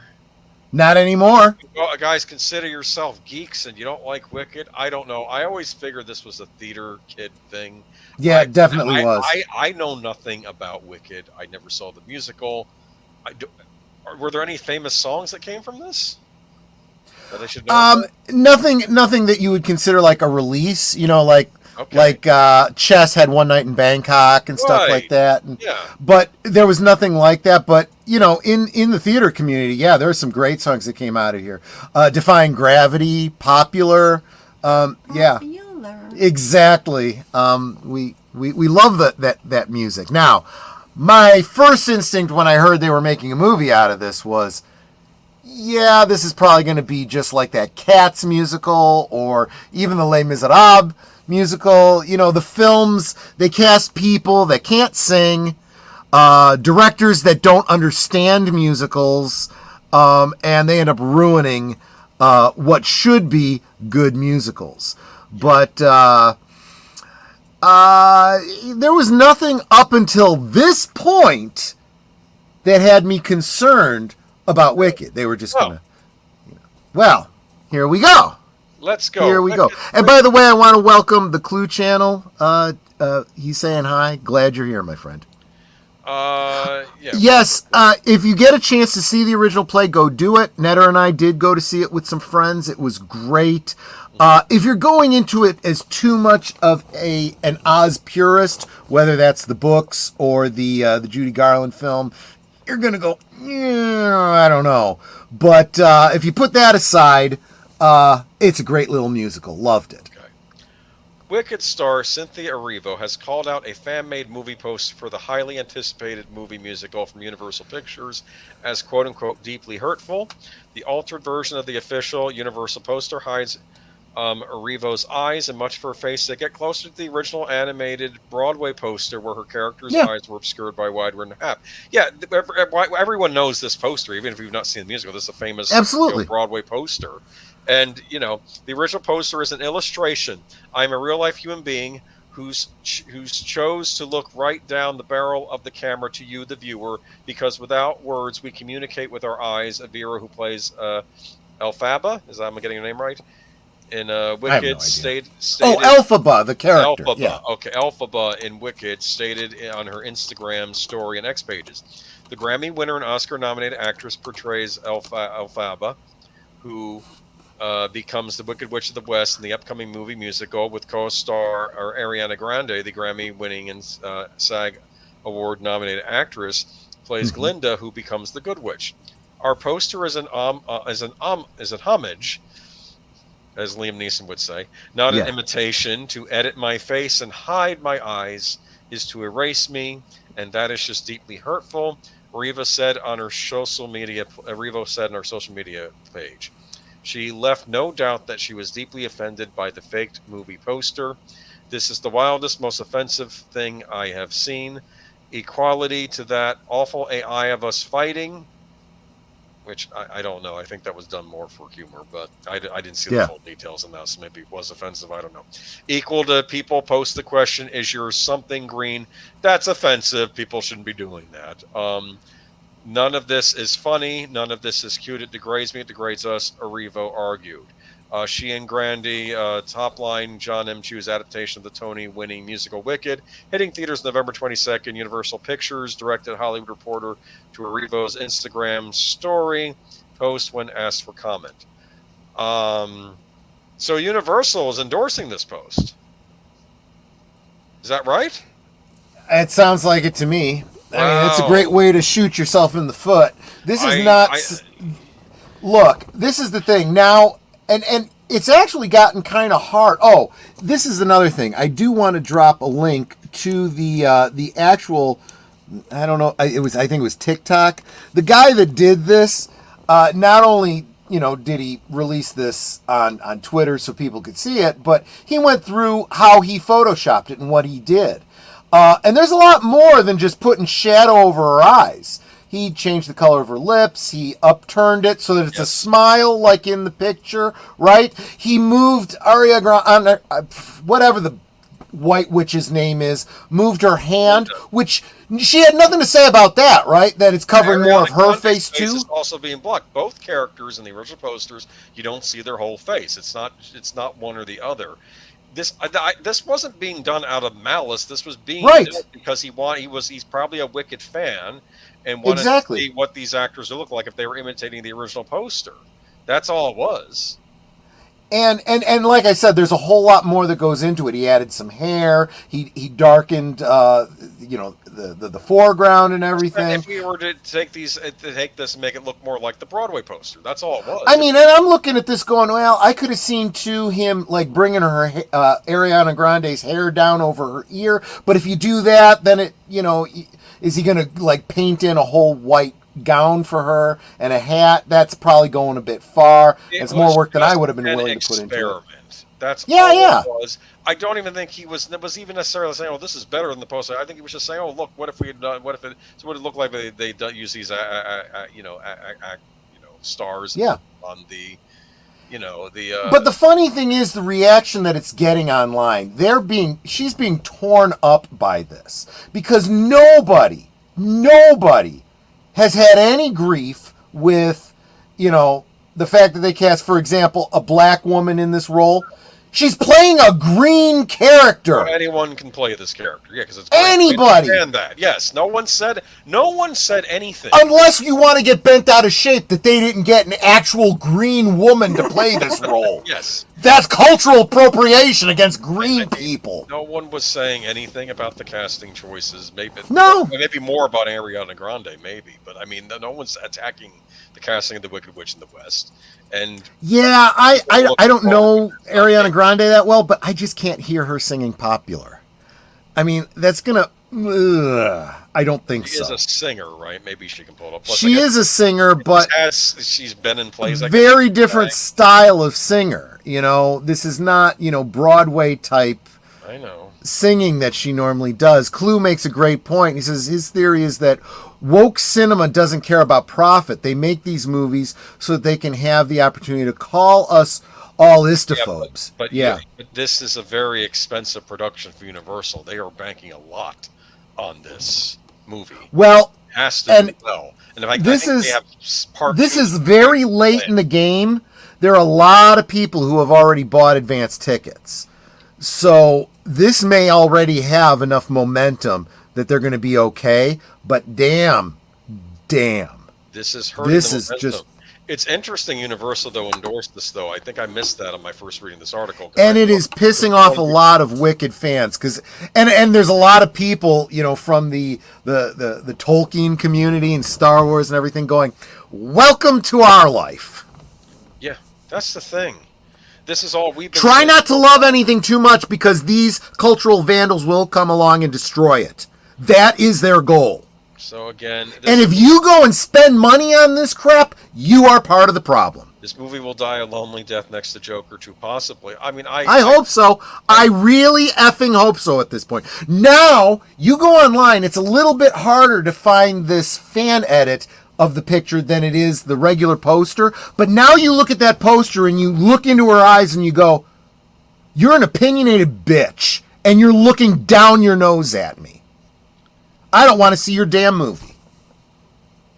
Do you know what Wizard of Oz, kind of redo I enjoyed? Remember the Sci-Fi Channel's Tin Man? Yeah, that was an interesting... See, that one is another one where you have to just completely throw out any preconceptions. This is a completely different... It's like a science fiction take. Yeah. Thing, Well, right? Yeah. kind of steampunkish. Steampunk, yeah. Yeah. And yeah. who was in that? What actress was in that? That was the one who... I should know her name. Never mind. Deschanel. Zoe Deschanel. Zoe Deschanel, yeah. Right, Mhm. yeah. Yeah. And I forgot who played the Tin Man. I like that actor a lot. He was in Star Trek. Yeah, he was the one that played Hawk in Star Trek. Yeah. Matanui says they're mad about her smiling, aren't they? Well, I'm sorry, but the poster is smiling. If you're not smiling and you're trying to recreate something else, then the problem is you, not the image that you're supposed to be. That would be like doing the Mona Lisa picking her nose.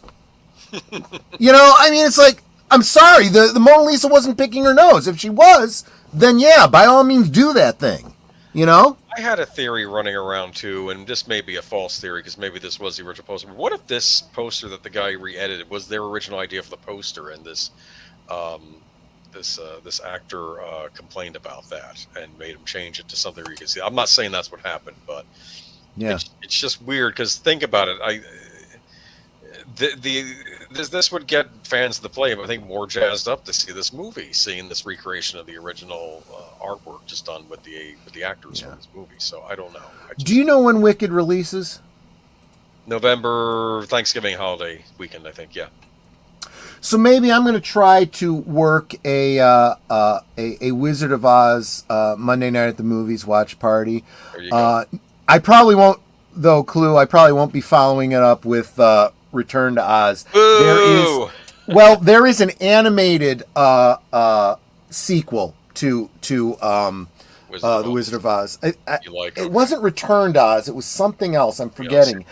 But the problem with it is it's out of print. So I have a copy of it, and you'll want to watch live with me so that I can share it with you guys. Return to Oz was scary, but Fairuza Balk of Dorothy so forgiven. It's weird. Yeah. We're looking at Fairuza Balk now. I swear she does not age. Look at recent pictures of her. I think she might be a real witch. I don't know. She was in that Craft movie. I remember that. Yeah.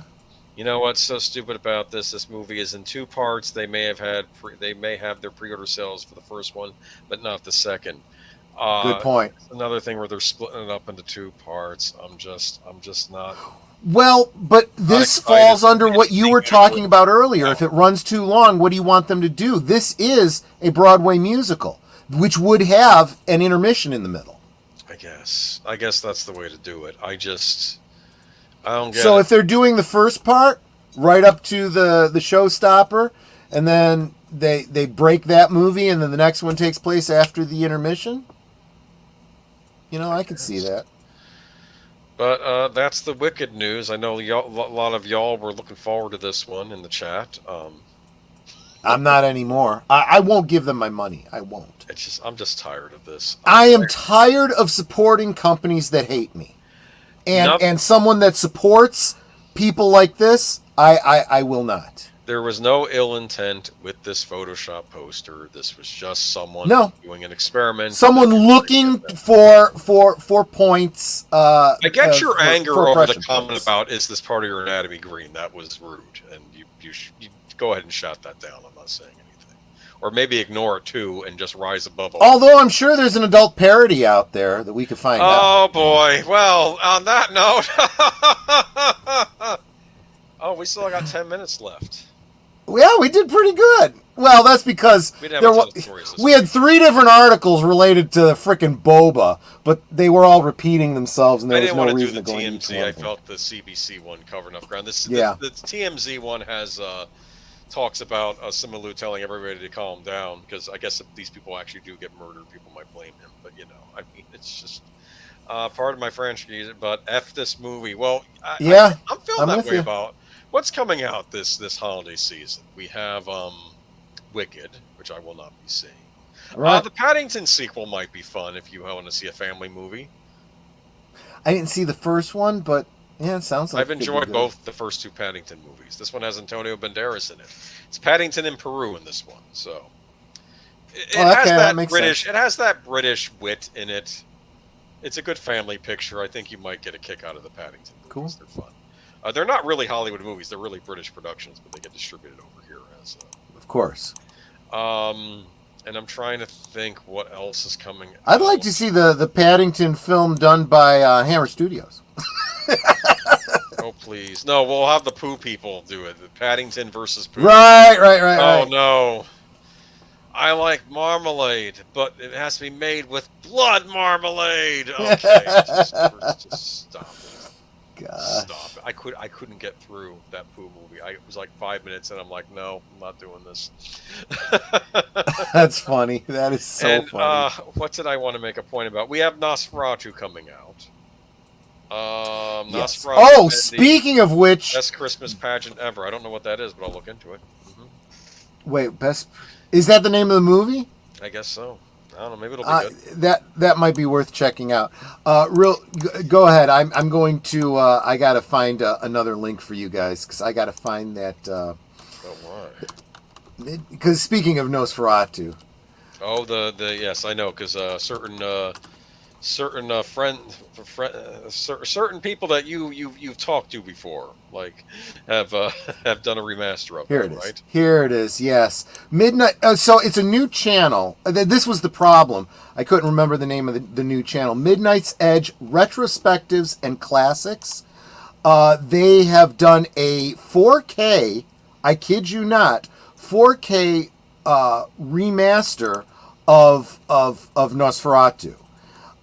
They've corrected some things. They've done new, what do they call it? The text placards, because remember it was originally a what's it called? A silent film. Yes.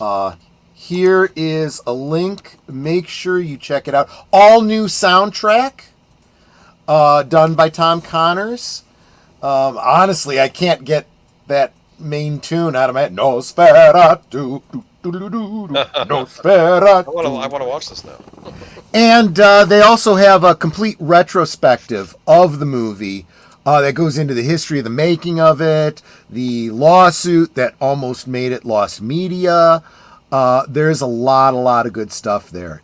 Definitely worth checking out. So get on that before you bother with this remake of Nosferatu.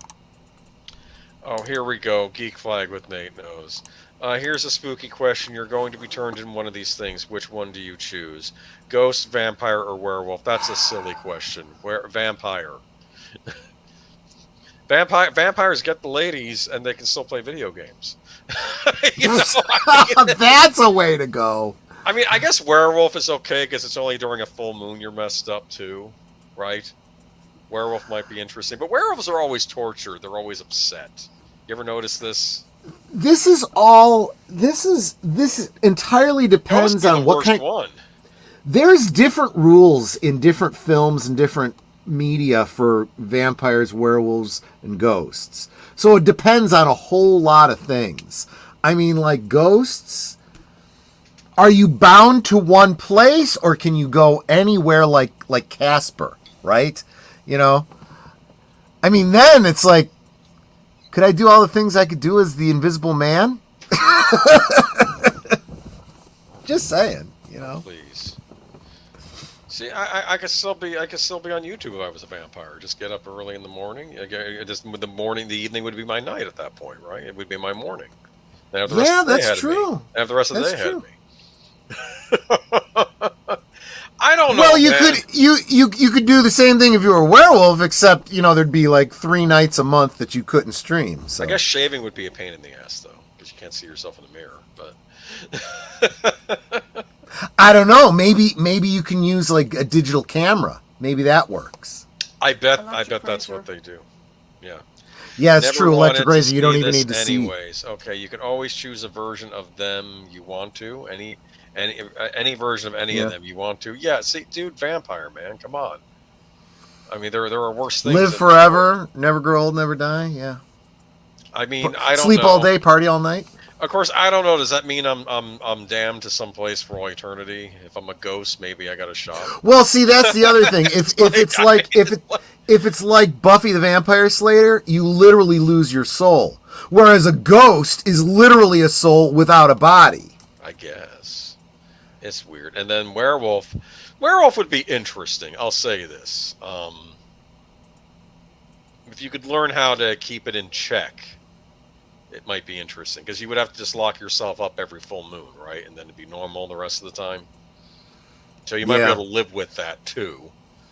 Like She-Wolf of London, that was a really cool kind of syndicated horror series that took place in England, and it was about a woman that got attacked by a werewolf, and she had to be put inside this cage on the full moon. But she would help with paranormal investigations with this professor. We did a retrospective in the good old days talking about the TV series Werewolf on the Fox network here. There was the Hunter after him too. I remember that. Mm-hmm. What else did I want to say? Actually, you know what I want to be if I'm going to be a werewolf? I want to be the version in, what was that movie, Blood and Chocolate, where they can be fully clothed and just turn into the wolves, and the clothes don't get torn or anything. The wolves' clothes just disappear. And then I guess when we put the clothes are back on. Which makes no sense. How does that No even logic work? to that. It was not that good. I would imagine not. I don't know. Underworld, though, man, is kind of messed up, though. Those Underworld Yeah. Those are some messed up vampires and werewolves in those movies. Darth Plato, welcome. You thought I'd miss the stream, didn't you? Well, Actually, you came in at just the right time. We're talking werewolves and vampires and stuff like that. If you're a vampire, though, you gotta talk to other vampires, and some of them are real jerks, right? The werewolf community. I was gonna say lately, since like the 80s, they've been depicting vampires as being part of this society that's got all this politics and backstabbing, and it's like, I thought you'd get away from that stuff when you die. Yeah. I don't know. But you thought I'd miss the stream, didn't you? Well, yeah, Darth Plato. Yeah, you already said that, I think. Okay. Fright Night was great. Remember Fright Night? Of course, I remember Fright Night. And I remember the animal form, though, so you kind of become a wolf anyway. Maybe not as powerful as a werewolf. But, I don't know. I'm even more powerful because if the battle goes badly, you can turn into mist and disappear. Yeah, there's that. So what do we got going on this week after midnight tonight? Well, after midnight tonight, I will be hanging out with Deleted Scenes and Sin's Corner and Tim Hayes, and I'm guessing, I don't know, Connie Cleary maybe the Tired Midnight Blogger. And I think we're going to be still talking about physical media. So, at least Halloween-type physical media. Unless he's got a different topic tonight. We'll see. But, in fact, if you are on my channel right now, when we wrap up here, you'll be auto-dramatically shot over there. Although this isn't until after 11 o'clock Eastern Time. That's midnight here in the Central Time Zone. So that's in about 2 hours. Right. So cool. Tomorrow night you have a movie night, right? Tomorrow night, again, hanging out with Sin from Sin's Corner over on my channel. Double feature it's a Halloween double feature. Literally, in my headcanon, the only two Halloween films. Halloween and Halloween 3 Season of the Witch. Not a fan of 2, are you? I don't mind 2. It's just that I like the idea that John Carpenter originally had. It was meant to be an anthology series. We could have gotten a lot of great Halloween stories if it wasn't all about Michael Myers all the damn time. Not to mention the twist to plot, choose your own adventure it became. Don't get me started there. I didn't even bother with part 3 of that new trilogy after the second part was so awful. Oh no. One day I beg to differ with you, Mananui. Vampires absolutely are dead. They are the reanimated corpses. Well, they said no, but the term in Dracula was undead. Yeah. They call them undead, but they are not alive. Well, yeah. They absolutely are not. Van Helsing they are literally walking corpses. Yes, we can't sing that on stream because you'll get stricken for that song. It happened on when we did my Halloween rewatch that one year. What did we do? Seriously? Yeah, they didn't like me using the that song. It's copyrighted. They gave me a little thing on that, you know. Wow, that's interesting because watch out for yourself. I know it's London Bridge is falling down, but it doesn't matter. Somehow it got copyrighted. Okay. There is literally a channel that's got a 10-hour version of it on a loop. Well, I don't know. Maybe they pay royalties to it because all I know is it was flagged. But what did I want to say to you? What we watched The Evil. That was the Halloween movie we watched, right? Remember The Evil? The devil was living in the basement. Yes. I do remember that. All people were acting dumb in that movie. I remember you and Netta were yelling at the screen. They are neither living nor dead. They drink human blood to stave off the pain of death. Well, there you go.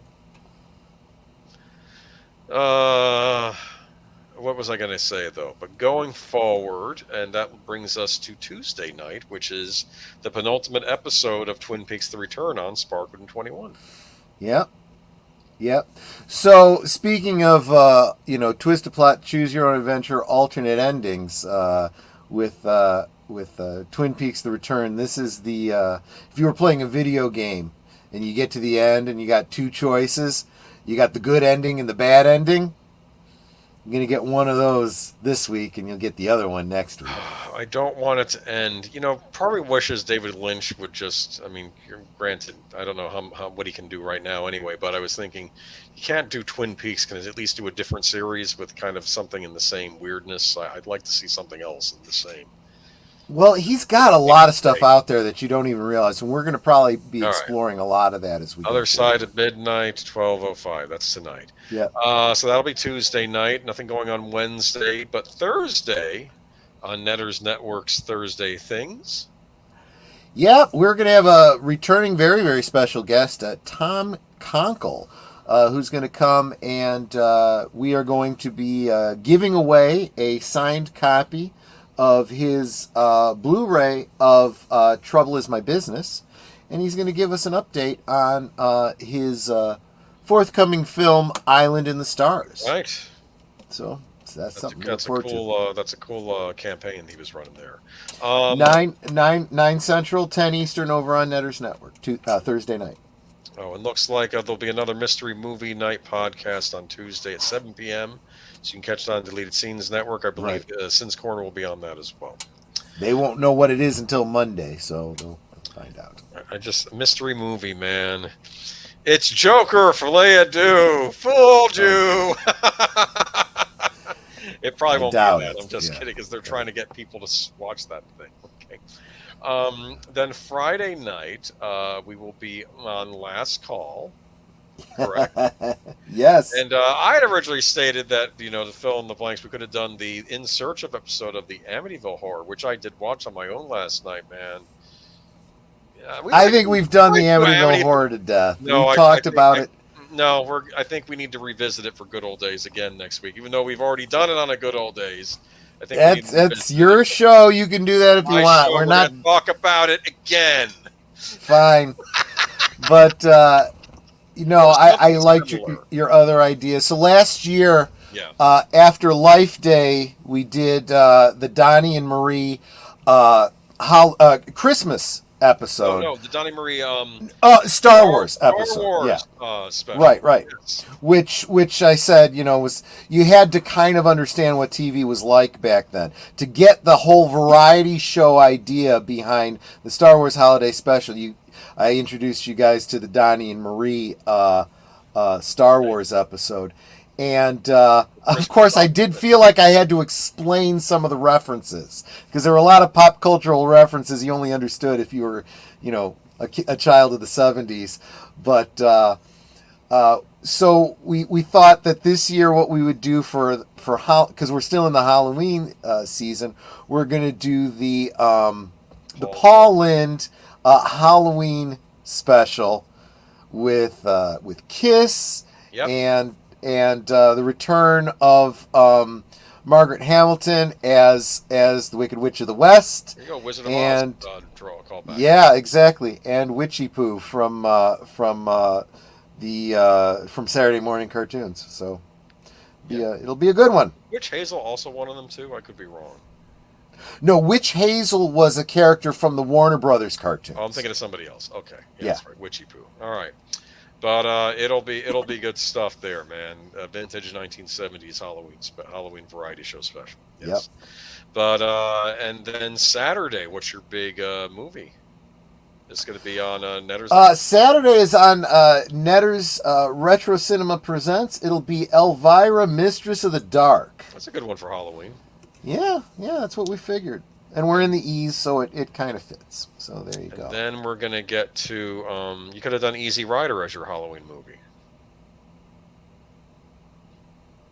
I'm getting crickets Easy there. It's Rider got nothing for to do with Halloween? Halloween. I'm just kidding. I was going to say, I don't see the connection.